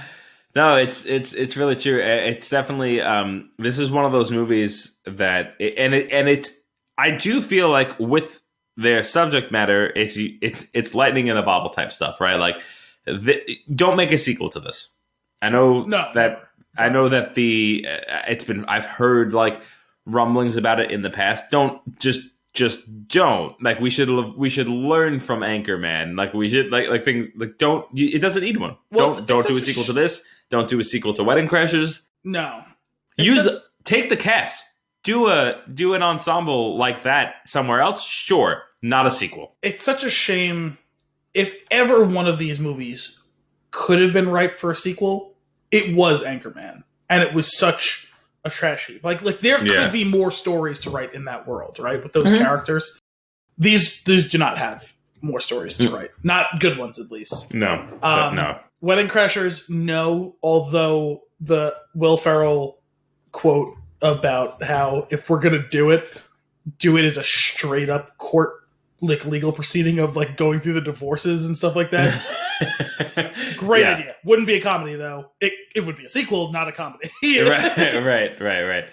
Yeah, no, this movie is special. Now, this was like one of my earlier times that I remember Vince Vaughn, right? So like when did Wedding Crashers come out? I mean, it was around the same time as this. I forget which exact year. This is what, 2004 when I crashed 2005. Okay. So maybe the first time then that I really remember him. And because I had watched like some of his older stuff after the fact.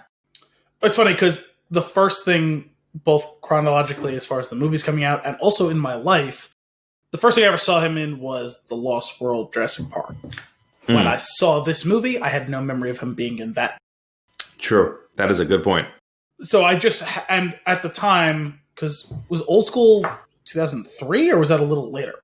Was that also 04 or 05? Oh, that's a good point. Old School is probably the first of that. But at the time, I did not see that. I did 2003. Yeah, that's what I thought. I had not seen that. I was still on the fringe of like being able to, because I was like 12, 13 when that came out. I did not see Old School when it came out. I definitely saw this and Wedding Crashers before I saw Old School. So I'm in the same boat as you. I didn't see Old School first, for sure. But yeah, that's funny. So first time seeing, I fell in love with his portrayal of the character the first time I saw this movie. He's got such an air about him. There are things that, because when Vince Vaughn is doing this comedy guy in the movie, it's just this guy. Like, it's not, it doesn't really matter what else they've written for him. He's the same. And that's not necessarily a bad thing. It sounds like a bad thing, but it is so funny. The way that he delivers, the things that he does, his mannerisms that incorporate into the character, like a wink to a person, or the way that he delivers a line. It's his cadence that really cracks me up. Yes, he has a mastery of his own cadence. And he doesn't... You could even argue in Wedding Crashers that he takes it too far, that he needs to be reined in a bit at times. In this, I think they do a better job. And maybe it's because it's mostly consigned to one-liners. Yeah. Because there's a million little one-liners, like the first couple times like he meets up with oh my god, I can't believe I totally forgot Christine Taylor's name in this movie. Kate, when he like first is meeting Kate and he's like flirting with her as she's telling him like everything's like, crashing around him. Like it's one line at a time. So his mastery of his own cadence in all of those moments and the way that he kind of talks over and under the conversation, depending on what's going on, is like really like he nails all of the delivery on all of those lines. And most of them are pretty well written too. Those don't feel like improv really. Yeah, because it's also like he's very smooth, right? But also very obviously doing something, which is like, I guess, turns into a portrayal of confidence, which is interesting. But he goes, the thing that cracks me up, when he says Mrs. Veach, and you see the look in his eye, he's waiting to see how she responds to it. But he like, it's not obvious that he's waiting. And then she says Ms. And then he's like, but then he turns into goofball. If I would be the same. If there was a Ms. for Mr., I'd be Mr. I'd be Ms. I'd be a Ms. Yeah. Like, that's so stupid, but it cracks me up. But like, he does that. He constantly, like, mid-speech, he'll turn to like a character like the line that he said specifically would really be like would gravitate towards that person, and he gives him a wink, and like there's something about his delivery. It really is charming. And one of the lines like early on, like it's like right around those same like block of scenes that cracks me up is when he's first talking to Justin Long, and he rescues him from the machine and all that, and he's like, hey, wow. He's like, oh no, sorry, no, it wasn't when he was talking to him. It was it was right before that when he was talking to the tall guy. I don't remember his name. The tall gangly guy, and he's saying, he's talking about the internet dating or the mail order dating or whatever. Owen, that's right. And he's like, he goes, listen, man, keep your chin up. There's someone out there for everyone. In some cases, two people for everyone. For someone. Yeah. I call that one the trifecta. Yeah, like that whole delivery is perfect, and like it's just enough him, but not over the top. Yeah, but and that's the key, right? Those like I call that the trifecta, something like that. Like those lines, those one-liners that are peppered in are the ones that I'm like, are they written? I'd be very curious to know. One of my favorite ones. There are two lines in this movie that for some reason, like you can get a belly laugh out of me. They're not even that funny. One is when he goes, "Yeah, I have a whole closet full of them. I call them keepers." Cracks me up when he's talking about the bills and the finance papers. That when Veach is asking about like if he has any of the paperwork. Yeah. And then the other one is when they have the car wash, and he goes, "Hey, we lost fair and square to them. I, for one, am going to go over and congratulate them. Hi, Purple." I'm gonna congratulate each of them individually, personally. Yeah. It's understated. I love understatement. For me, it's the one when White begins his courtship, and Peter shows up, and he goes, "This doesn't concern you." He goes, "Well, not nearly as much as your outfit or your outlook on life, or attitude in life." Yeah, not nearly as much as your hair does. Your general attitude towards everybody. Yeah. Oh man, it's because that's the other thing too, right? He's a fast talker, and he uses that. He has like that salesman like speech thing going on, but he uses it to hurl insults, but also deflect, and it's so great. Like he is like he is a certain type of comedy. Like whereas if somebody else were to do something similar, I'd be like, that's a Vince Vaughn. Like that's a Vince Vaughn thing to do. Yeah. That's what it feels like. There's a I don't know how well you remember the movie Accepted. Yeah, I mean I've seen it a couple of times, but I don't remember all of it super well. There's a scene where Justin Long explains Hoyt Ambrose, and like he like kind of breaks him down in a conversation with him, and it's really funny, but it's so quick. And it's so over that guy's head that he doesn't know that he's being made fun of. And it was like, oh man, he just Vince Vaughn'd him. Like the way that he did it. Like that's the type of thing that I'm... I kind of even wonder, did he like try and steal Vince Vaughn's shtick like after having worked with him? Because it feels like that particular tick of Justin Long became more and more noticeable the longer in his career he went. And... Like, obviously, his career doesn't start with this movie, but, like, this is, like, I feel like this is the first thing that he was, like, famous in. Yeah, I don't know if I don't think that that's the case. Because to me, it's like, I also recognize when he's doing it, when, like, the Justin Long version of it is at play, and it's not as smooth. It's not, like, suave. Like, Vince Vaughn's version is suave. Like parrot something, though. Sure, but it also seems more like he seems, like, immature is not the word that I want to use. But he seems like I don't mean it in a negative way. No, but he's always played young, or at least like his most famous roles. He played young. Yeah, like he's 26 in this movie. Yeah, but he's playing like a 17-year-old. Yeah, and nails it. And I think that's like I don't know. He has that ability. It's more of like it's kind of a like he's like this kind of like scrappy kid that's like he's I don't know. He's a smart aleck. Smart aleck is probably like the word. Yeah, the only reason I say is because he doesn't really do the Vince Vaughn thing in this. He doesn't do it in Galaxy Quest, which is a few years before this.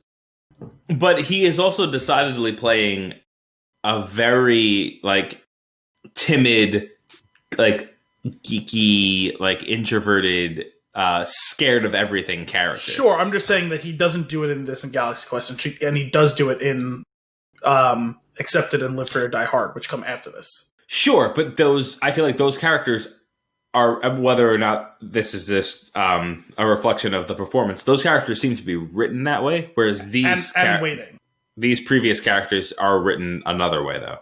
Sure, I'm just saying that there's an inflection point in that moment in time of him not doing it before it and doing it in 3 movies I just mentioned after it. Maybe. I don't know. I think it could also, I don't know. It seems more like writing, though, because it seems that those characters align.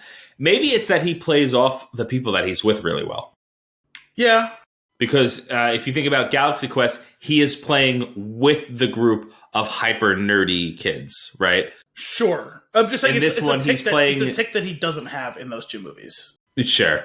Yeah, that's true. But he is also playing a person more on the side of asshole in those other movies. Yeah, I mean, I get it. I just find it to be a curiosity. I'm not saying like he out and out stole it. It's curious to me that, and it's not like that's like his go-to move. Like he uses it more judiciously. I've heard him in a number of interviews, and I've listened to his podcast a bunch of times. I do know that he very much seems to enjoy impersonations. So it's possible that he picks up those traits from working with those people. Yeah, I'm not saying like anything nefarious. I'm just saying it is noticeable that post this movie, that's a thing that shows up in some of them. Yeah, but I can't remember. You're not a huge fan of his, right? No, not generally. Outside of his portrayal of Randy St. Randy. Which is just tremendous. If ever there were a performance, that is it. Just in general. A performance, it's Randy St. Randy. I think he's great. He really cracks me up. Because he's all over the place. He's like hyperactive. It's funny to me, but I could see it's at the same time the things that I like about him and what I love in his performances. I can also see why people would find him irritating. But he's just a bit much for me sometimes. Yeah, totally fair. Totally fair. In this movie, though, he cracks me up. The first scene that we see him and he's tangled up in that machine, I'm like, I don't even know how you did that. Also, how is your leg up there? Like, and it cracks me up. He nails it. But there is something like convincing in like the innocence of that character. For sure. What is the I can't remember the line, but he's the girl that's on the cheerleading team that he's in love with. He runs into her in the... Jeez Louise, first off. He says that a number of times in this movie, which is perfect. Jeez Louise. He says that a number of times, but she says something to him, like good luck.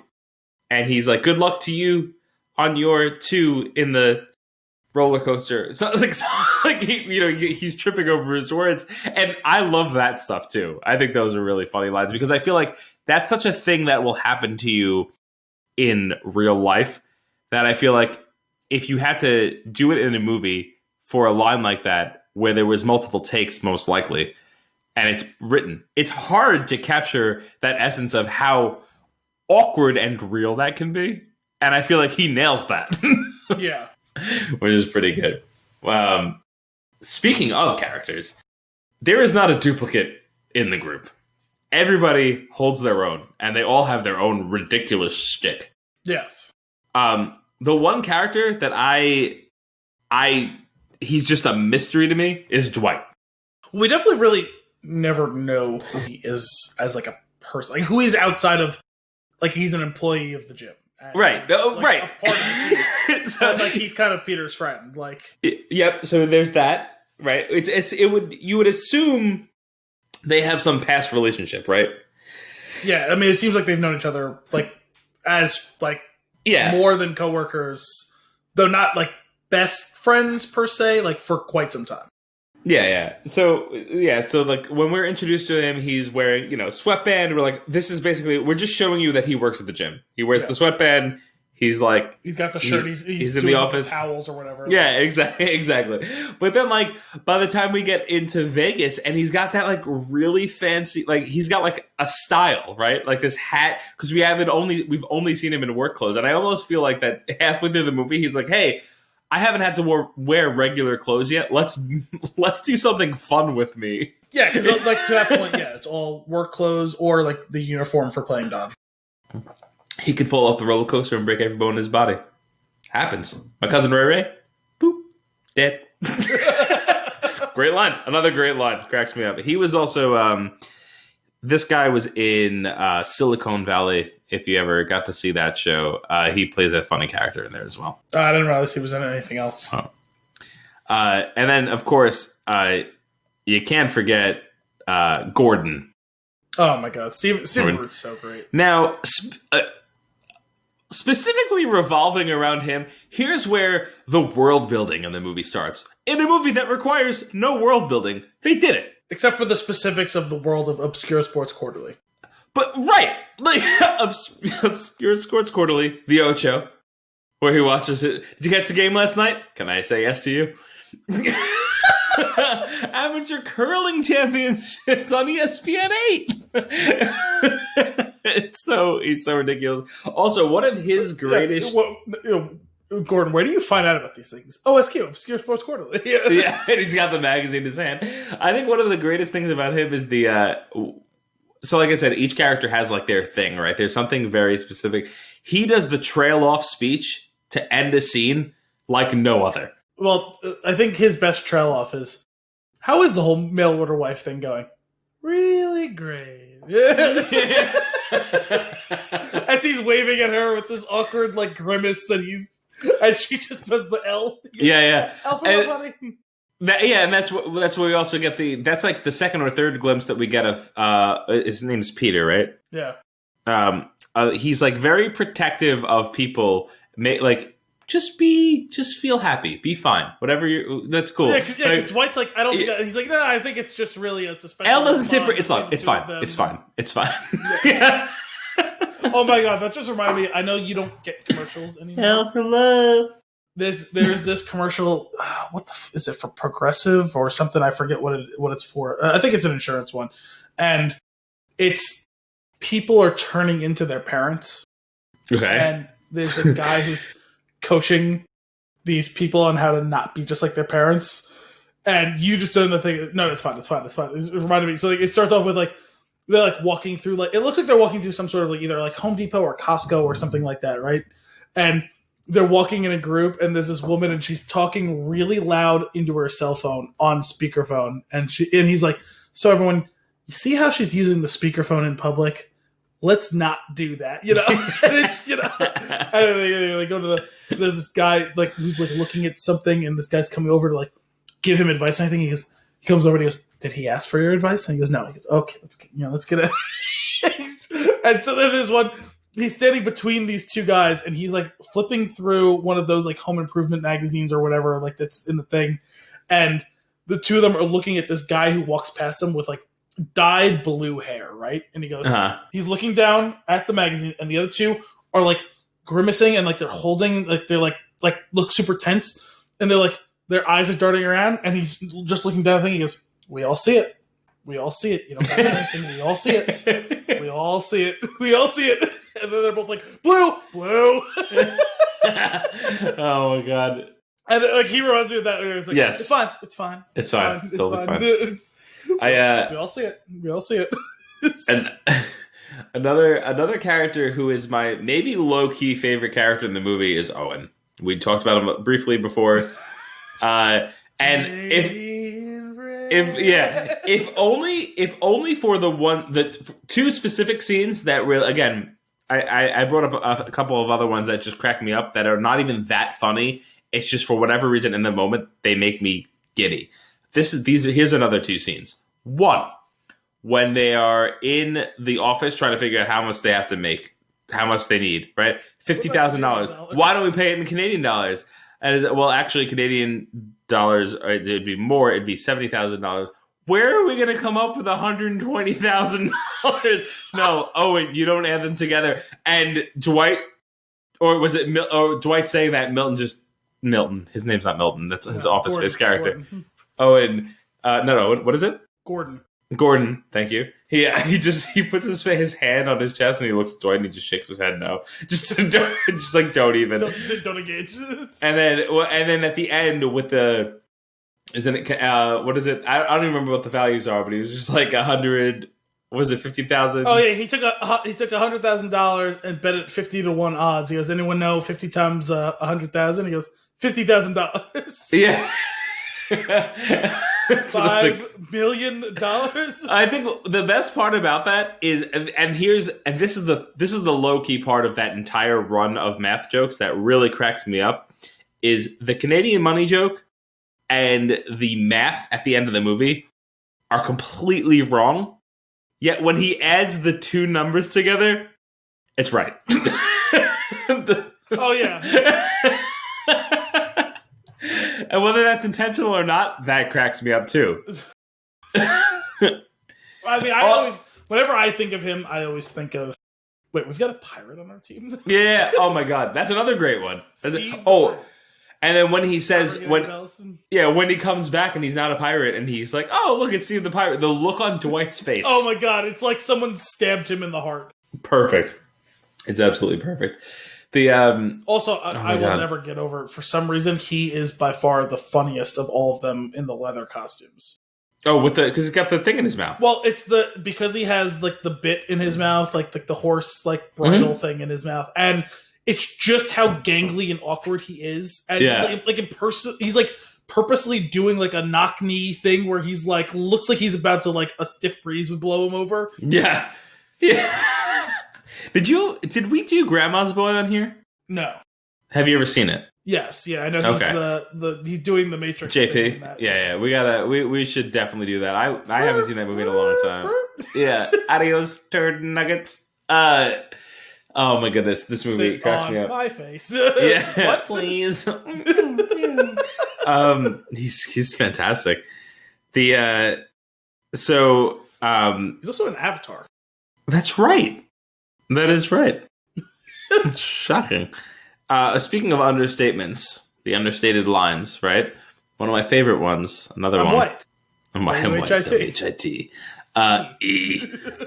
One of my favorite ones happens to be when they get back to the gym from the car wash. The whole thing surrounding the car wash is tremendous. First off, when they get back to the gym, a couple of incredible things happen. First off, Gordon goes, how are we going to make $50,000? Gordon goes, well, actually, that costs us money, so we're actually in the hole. There's something along those lines, which was great. Then Peter grabs the beers and starts throwing them to people.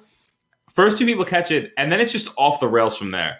Justin Long doesn't catch it. Does it smack off his face or no? It hits his hand, and he like does that out like he didn't catch it. Owen is sitting on the couch. Peter throws it. It just goes right past him. He doesn't even flinch. Zero acknowledgement. And I think that's the best part of that is it goes past the front of his face. Yeah. Stone cold. It's just fantastic. And then after that, Justin Long opens it and it blasts everywhere. Yeah. Yes. Also in that scene, like there's another one of those like kind of understated lines by like Vince Vaughn. He goes, well, listen, if an impromptu car wash doesn't make us to $50,000, I don't know. Nothing.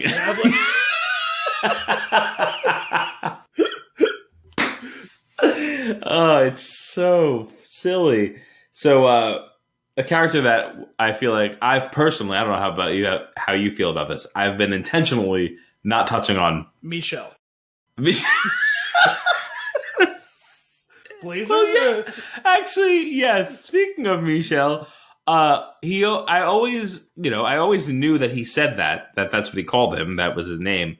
I never noticed until this time watching through that on his shirt, it is me apostrophe Shell. Yes. Or the fact that he butchers consigliere and calls him my fitness consigliere. Yeah. I believe you've already met my fitness consigliere, Michelle. Yeah. Oh my. Well, hey, that's a decent line, but nothing beats I think it's Analyze This, where Billy Crystal is trying to say that word and he botches it, and Jelly corrects him and he slaps him across the face because don't you ever correct me in front of my friends. only seen analyzed that. Okay. And I don't remember it because I'm pretty sure I saw it like a year after it came out, which is nearly... It's so funny to me now, having watched some of The Sopranos, the majority of The Sopranos, to have watched that movie in the past, really loved it, and never got the reference of the mobster seeing a therapist. Is it? But, so, all right, White Goodman. Yes. Shall we dive in? I'm sorry for derailing. No, it's fine. First off, Ben Stiller. Wait, if we're gonna stick with Michelle for 1 second, Yeah, him coming out of the bathroom. yeah. Just close that for me, please. Understatement. For all of us, baby. For all of us. Yes. Again, so good. Oh man. I would say, like, where did this character come from? If I hadn't seen Heavyweights. Have you seen Heavyweights? Yeah, I don't really remember it though. Like, that's one I saw like when it came out. Like, I saw it as a kid. I don't remember it. So basically, White Goodman is Tony from Heavyweights, but with a lot of extra bag. It's basically that. It's Tony 2.0. It's how can we take the character from Heavyweights and make him even more absurd, less diabolical, more absurd. How can we take the character from Heavyweights and splice him with the Ben Stiller character from Happy Gilmore? He's the guy who runs the nursing home. That's right. Oh, man. He is... I've... Oh, I'm sorry. Your fingers hurt? Well, now your back's going to hurt. Yeah. Just full landscaping, dude. Every time that I watch Dodgeball, every time I see him in this role, I am even more impressed with how he pulled it off. There's layers. That's the thing, and it's a character that deserves no layers. So there's layers, the fact there's that it has nuance. Layers when it doesn't deserve them. Yeah, it's ridiculous. Up until like, every bit of it. First off, this match made in heaven. Him and Vince Vaughn at each other's throats. They're good foils for each other. It's fantastic, and potentially the best portion of it. The best part of it is the way, like, they each let each other do their thing to the next level, right? So it's like watching like promos for like a boxing match or like WWE, where like, okay, you get your turn to do your ridiculous shtick. We'll take a pause. Then I'm going to take my turn to do my ridiculous shtick. Yeah. Pause. Now ball's back in your court. You know what I mean? Like, so I think they give each other space, but there's still chemistry. 100%, and I think that's definitely what makes them work so well. I will say that the thing that here's like this is the scene that comes to mind that I feel like really shows what we're talking about. First off, it's like we've already established that Vince Vaughn in this movie and others, he's the king of quick insult that goes over your head, and it's too late before you realize it. Right? He's very good at that, and he does that to White a couple of times. He does that with the whole "not as much as your hairstyle does." Or your general attitude towards everybody around you, like that whole great, right?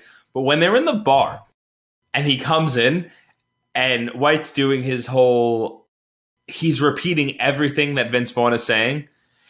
Instead of leaning into how ridiculous and absurd White Goodman is, Vince Vaughn goes the other route to let Ben Stiller shine, where he just shows genuine confusion on his face of like, I don't know what's happening. See, I always think of, he goes, by the way, I didn't appreciate that little gift that you said, the gift of those two little strippers that you said. And he goes, it was meant to be congratulatory. He goes, they were also men. Yeah. He's, hey, whatever, it's just meant to be a good time. Oh man, when was that? That was that at the. That's the first time that he goes over to Globo. Oh, okay, that's right. When he finds out that he's like in default. Isn't that convenient for you and the clock? Her face. She's so disgusted with him. That's another one. So like, it's unfortunate. I feel like Kate, the character of Kate Veach, doesn't get enough time because she's really fun. Like she's the proxy for the audience, right? Like for the most part, up until maybe the end. The only person in this who isn't absurd and stupid, like Yeah. She's the only person with half a brain, and it's just watching all these proceedings. Like, how is this even possible? Yeah. I'm like, should I laugh? Should I be revolted? Should I just leave? I'm not entirely sure.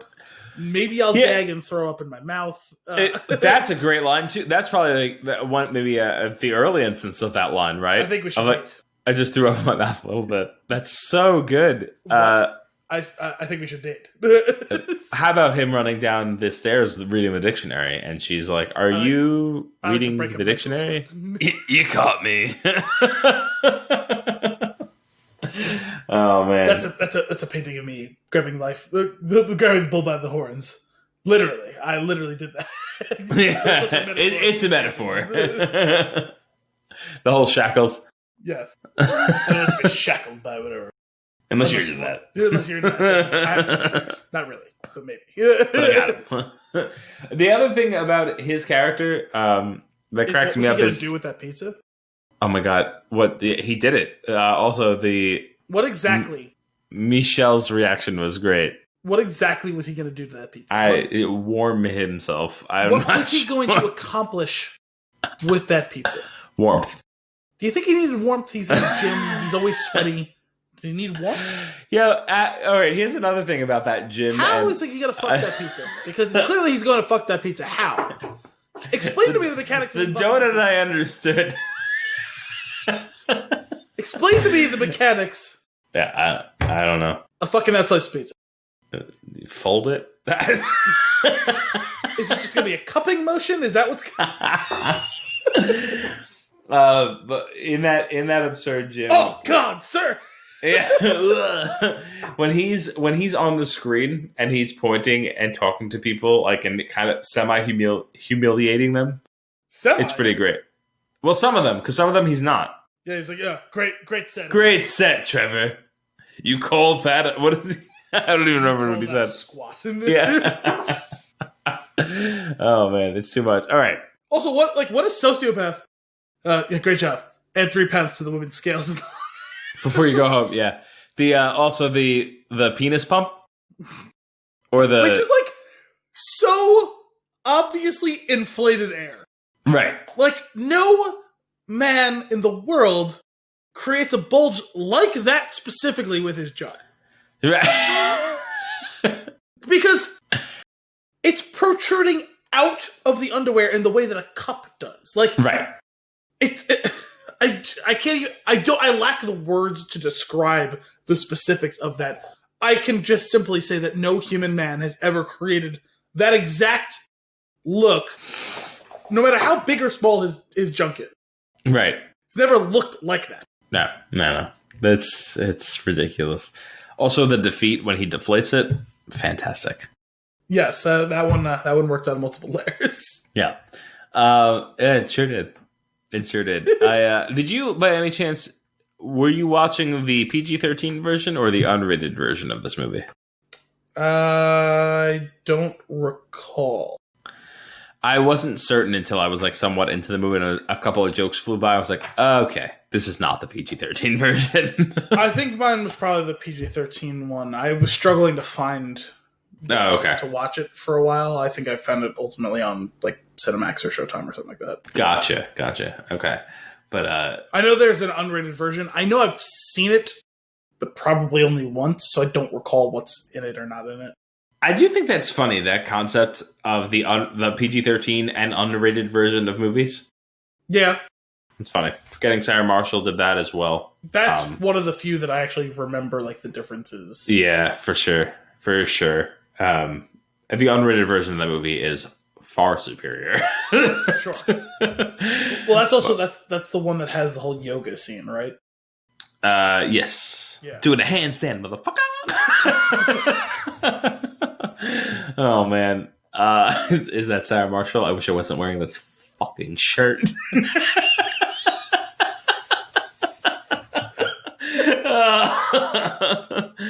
Oh my goodness.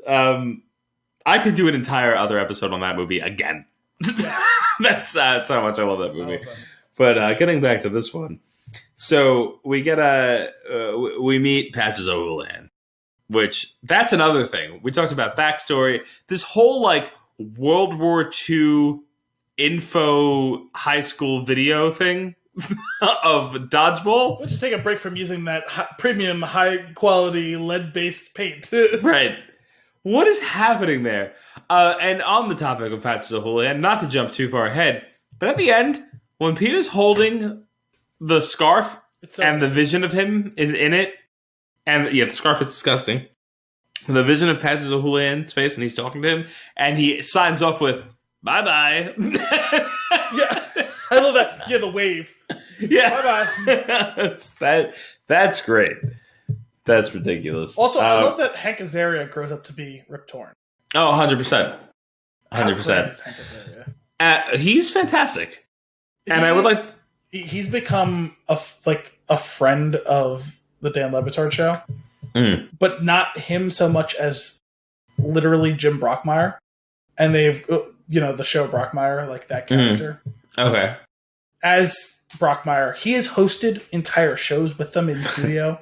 He's called in and done a million different things with them. He's become a part of their podcast empire. He has created a Jim Brockmire podcast that goes monthly within the confines of their show.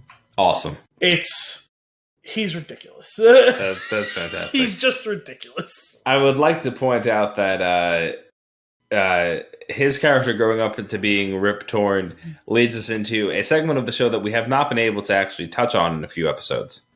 And that is our Black Eye accountability score, which for this movie is 0, because half of them would have been dead after being hit in the head with a wrench. Yes, but also going back to that sneaky good writing, hitting Steve the pirate in the eye with a wrench, and then the next scene, him having an eye patch on it is so perfect. Yeah, you want a chef's kiss? There it is. That's absolutely, and also is why I'm going to I'm going to absolve all faux pas involving black eyes in this movie, because having that specifically shows there was an attention to detail. And the only thing that mattered was getting that joke off. That's true.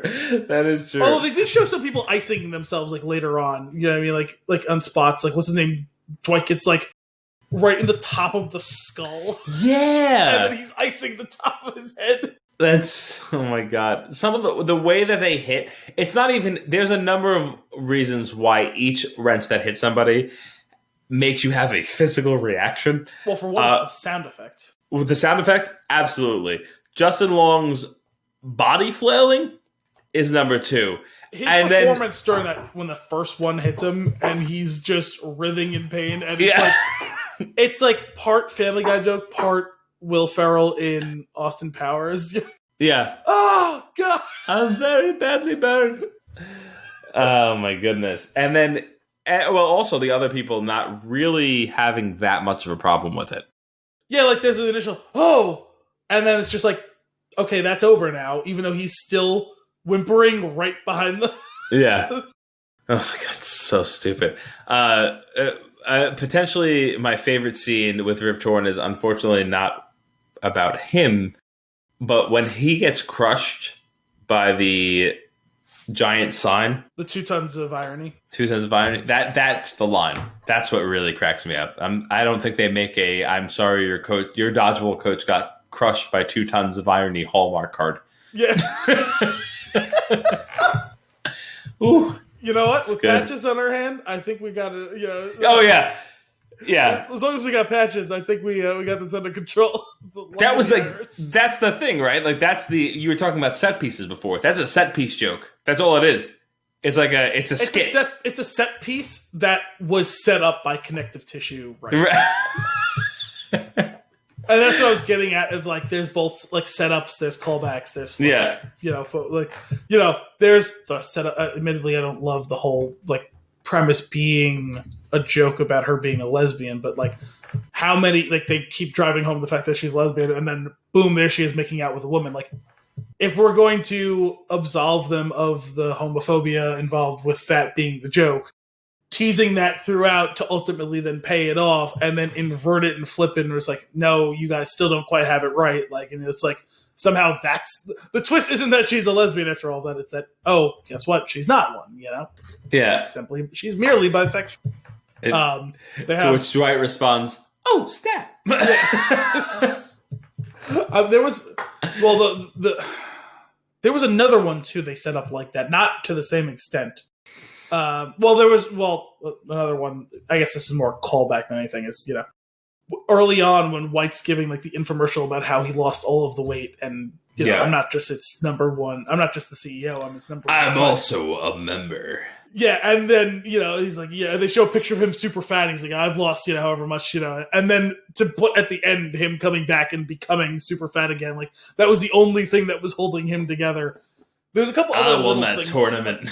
What's that? I won that tournament. Fucking Chuck Norris. Chuck Norris.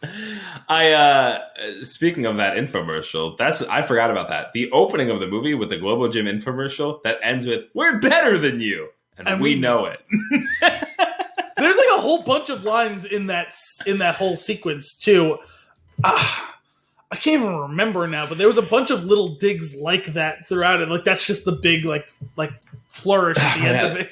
It's so funny. It pieces together so well. We've gone through this whole time without even talking about Gary Cole and Jason Bateman. Oh my god. How could I forget? Yes. Because Gary Cole absolutely has some of the best lines in the whole thing. Yeah. Yeah, he is pretty great. I will also say that I love Jason Bateman in his comedy roles. He's another cat. He is a Vince Vaughn type. Not that he has the same style, but he's doing the Jason Bateman thing. Except for this role, which is what's so crazy. This is my favorite role of his. Yeah. I think my favorite scene with him is leg up, right? Cotton's talking. He's like zoned out. He calls on him and he goes in dodgeball and he explains the rules, and it's like he gives it 2 lines and then he goes Cotton, and he leans back and throws back to Cotton. One of my favorite, again, I think it's just like well written like stuff. One of my favorite lines is when the first dodgeball game when they're in the leather stuff, and I believe the line is "Dominant play there by the submissive."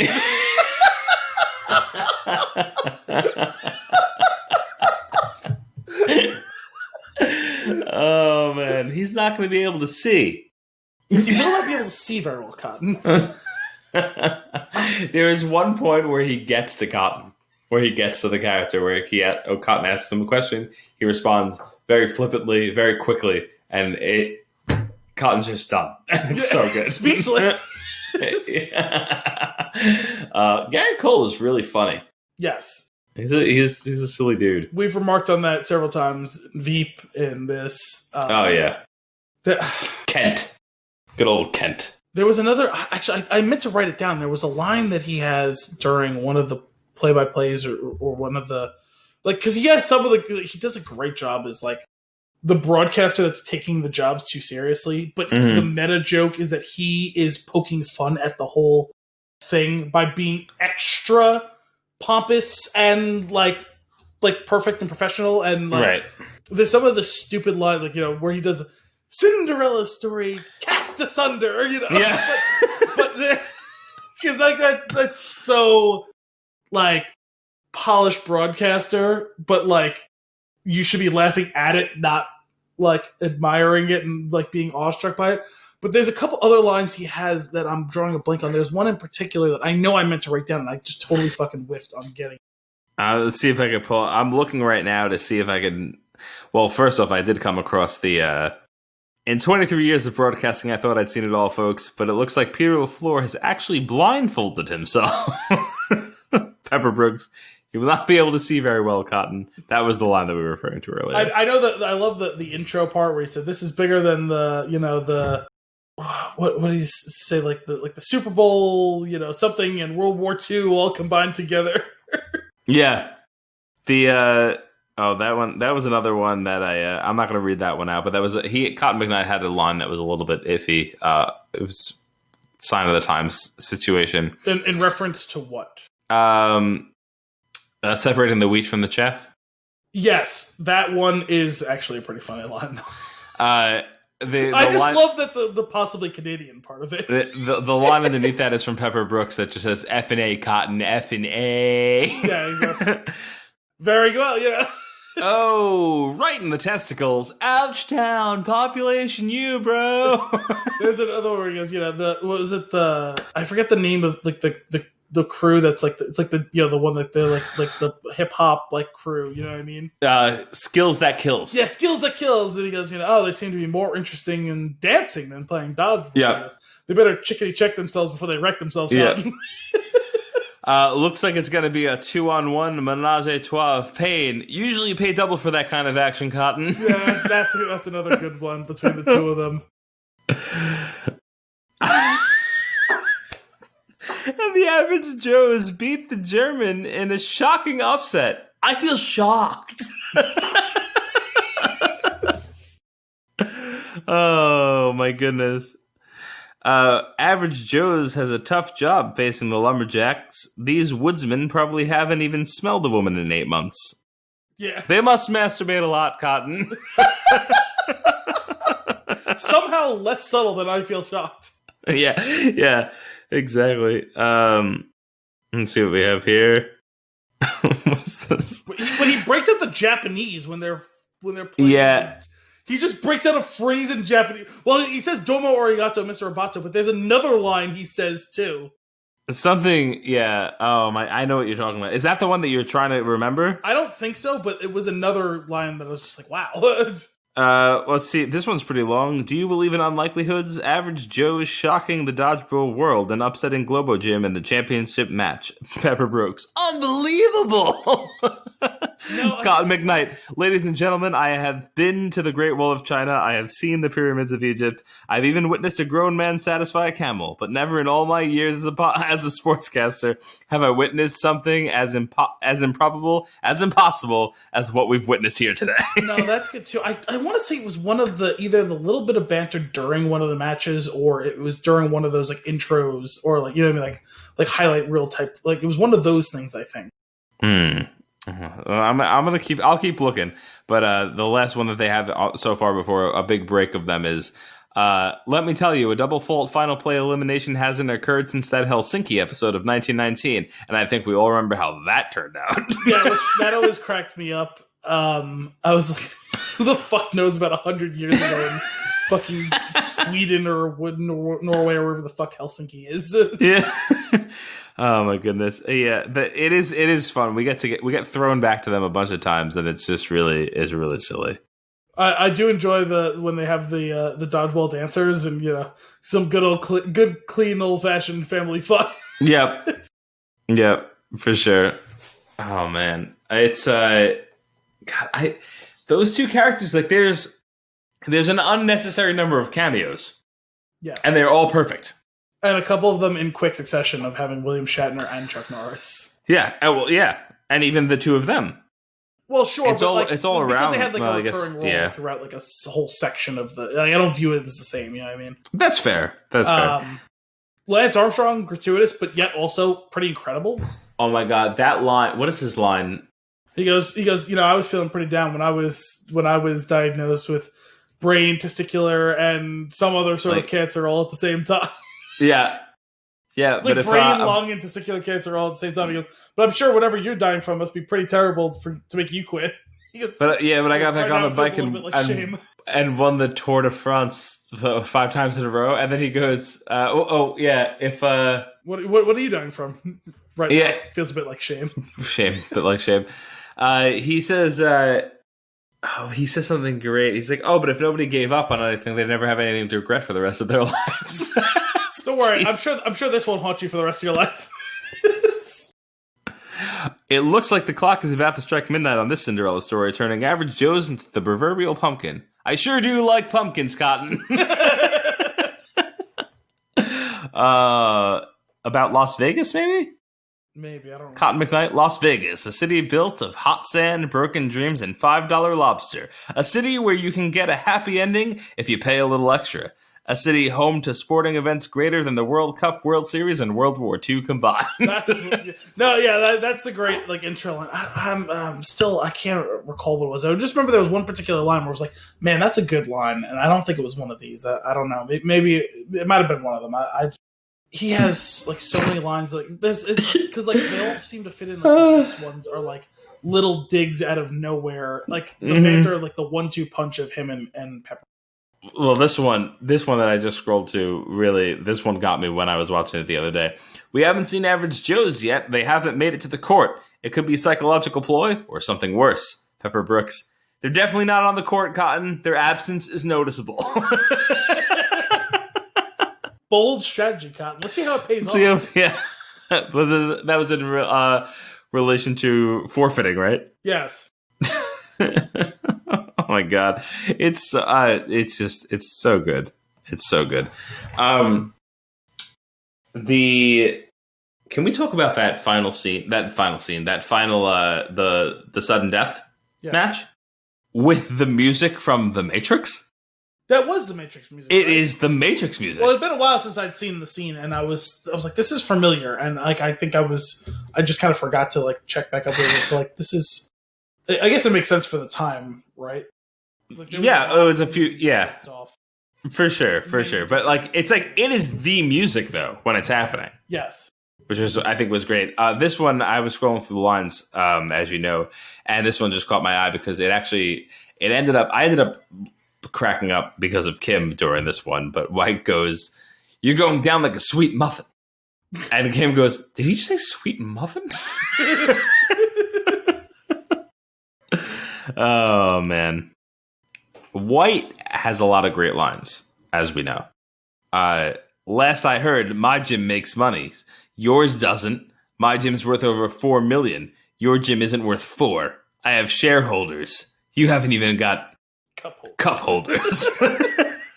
And the look on Vince Vaughn's face during those scenes of like, I don't even know how to react to this is just perfect. Nobody makes me bleed my own blood.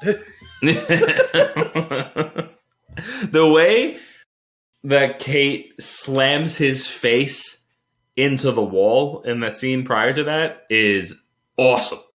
She just crushes him into the wall. Well, and also I think the best part of that whole scene, right, is it's nobody makes me bleed my own blood. He snaps his fingers, and Michelle's immediately around the corner on the Vespa. He pulls up on the Vespa. And he walks off, and he jumps onto the back of the Vespa. With the flipping him off. As the... And I'm just so good. First of all, I had always wondered, he walks up around the house, right? Yeah. And like you assume he's come from the car that he parked down the street, but also why down the street and not right into the field of view? Mm-hmm. And it's purely to set up that joke of him hopping on the back of the Vespa. 100%. I ask, what was his plan if she would decide to go out with him? Were the three of them going to sit on the Vespa? That's a good point. I bet you he snaps his finger and the Vespa comes without Michelle on it. That's probably what happens. How? He just pushes it. I imagine it would fall down hilariously. So, one thing that now is dawning on me in that scene, and then many others. So, like when you think about White Goodman, you think about him in his gym getup, and you think about him in his Purple Cobras getup. But what we fail to remember is all of the ridiculous outfits that he has in between. One of which being what he's wearing when he goes to her house is ridiculous. Oh yeah. Not to be shadowed by what he's wearing when he offers Peter the $100,000, and he has I forget what he's wearing. He has a kerchief thing, like very like frilly kerchief, and like that's what he's wearing for the date too, right? It's a different one though. And it's very elegant. I don't know if you've ever seen $100,000 before. Maybe only in the movies, but it loses something in the translation. That was such a great bit of anticlimax. Yeah. It really was. Oh my goodness. It's really great. There's pretty great like non sequiturs in this movie too, right? He walks out of the door. Donde está la biblioteca, Pedro? Yeah, we're opening up a new Globo gym in Mexico City. Boning up on my Spanish. Oh my god, it's so funny. Circling back for a moment, one thing I failed to mention, we mentioned a couple of the other of the early scenes, the car wash scenes. There were some funny ones, but I forgot the one with Gordon. He's like, "Yeah, we haven't really made much money. We just have that one customer that keeps paying Justin to wash his tires." Get in there and yeah, with his finger in his belly button. Yes. Oh, it's too much. It's absolutely too much. Also, the scene where Patches punches him in the junk. You gotta get angry. I guess I'm just not really an angry person. Huh. Just goes down. Are you angry now? Oh man, it's so stupid. I love it. Oh, you know what? We didn't give enough time to Alan Tudyk. Yes. What a tremendous person. Really, just that first scene actually gets me when he that is once I find it. Yeah, just that whole thing. It's so hard. Like, in a movie that has Peter. In a movie that has no right to be this heartbreaking, when Peter tells him he's not a pirate, your heart breaks.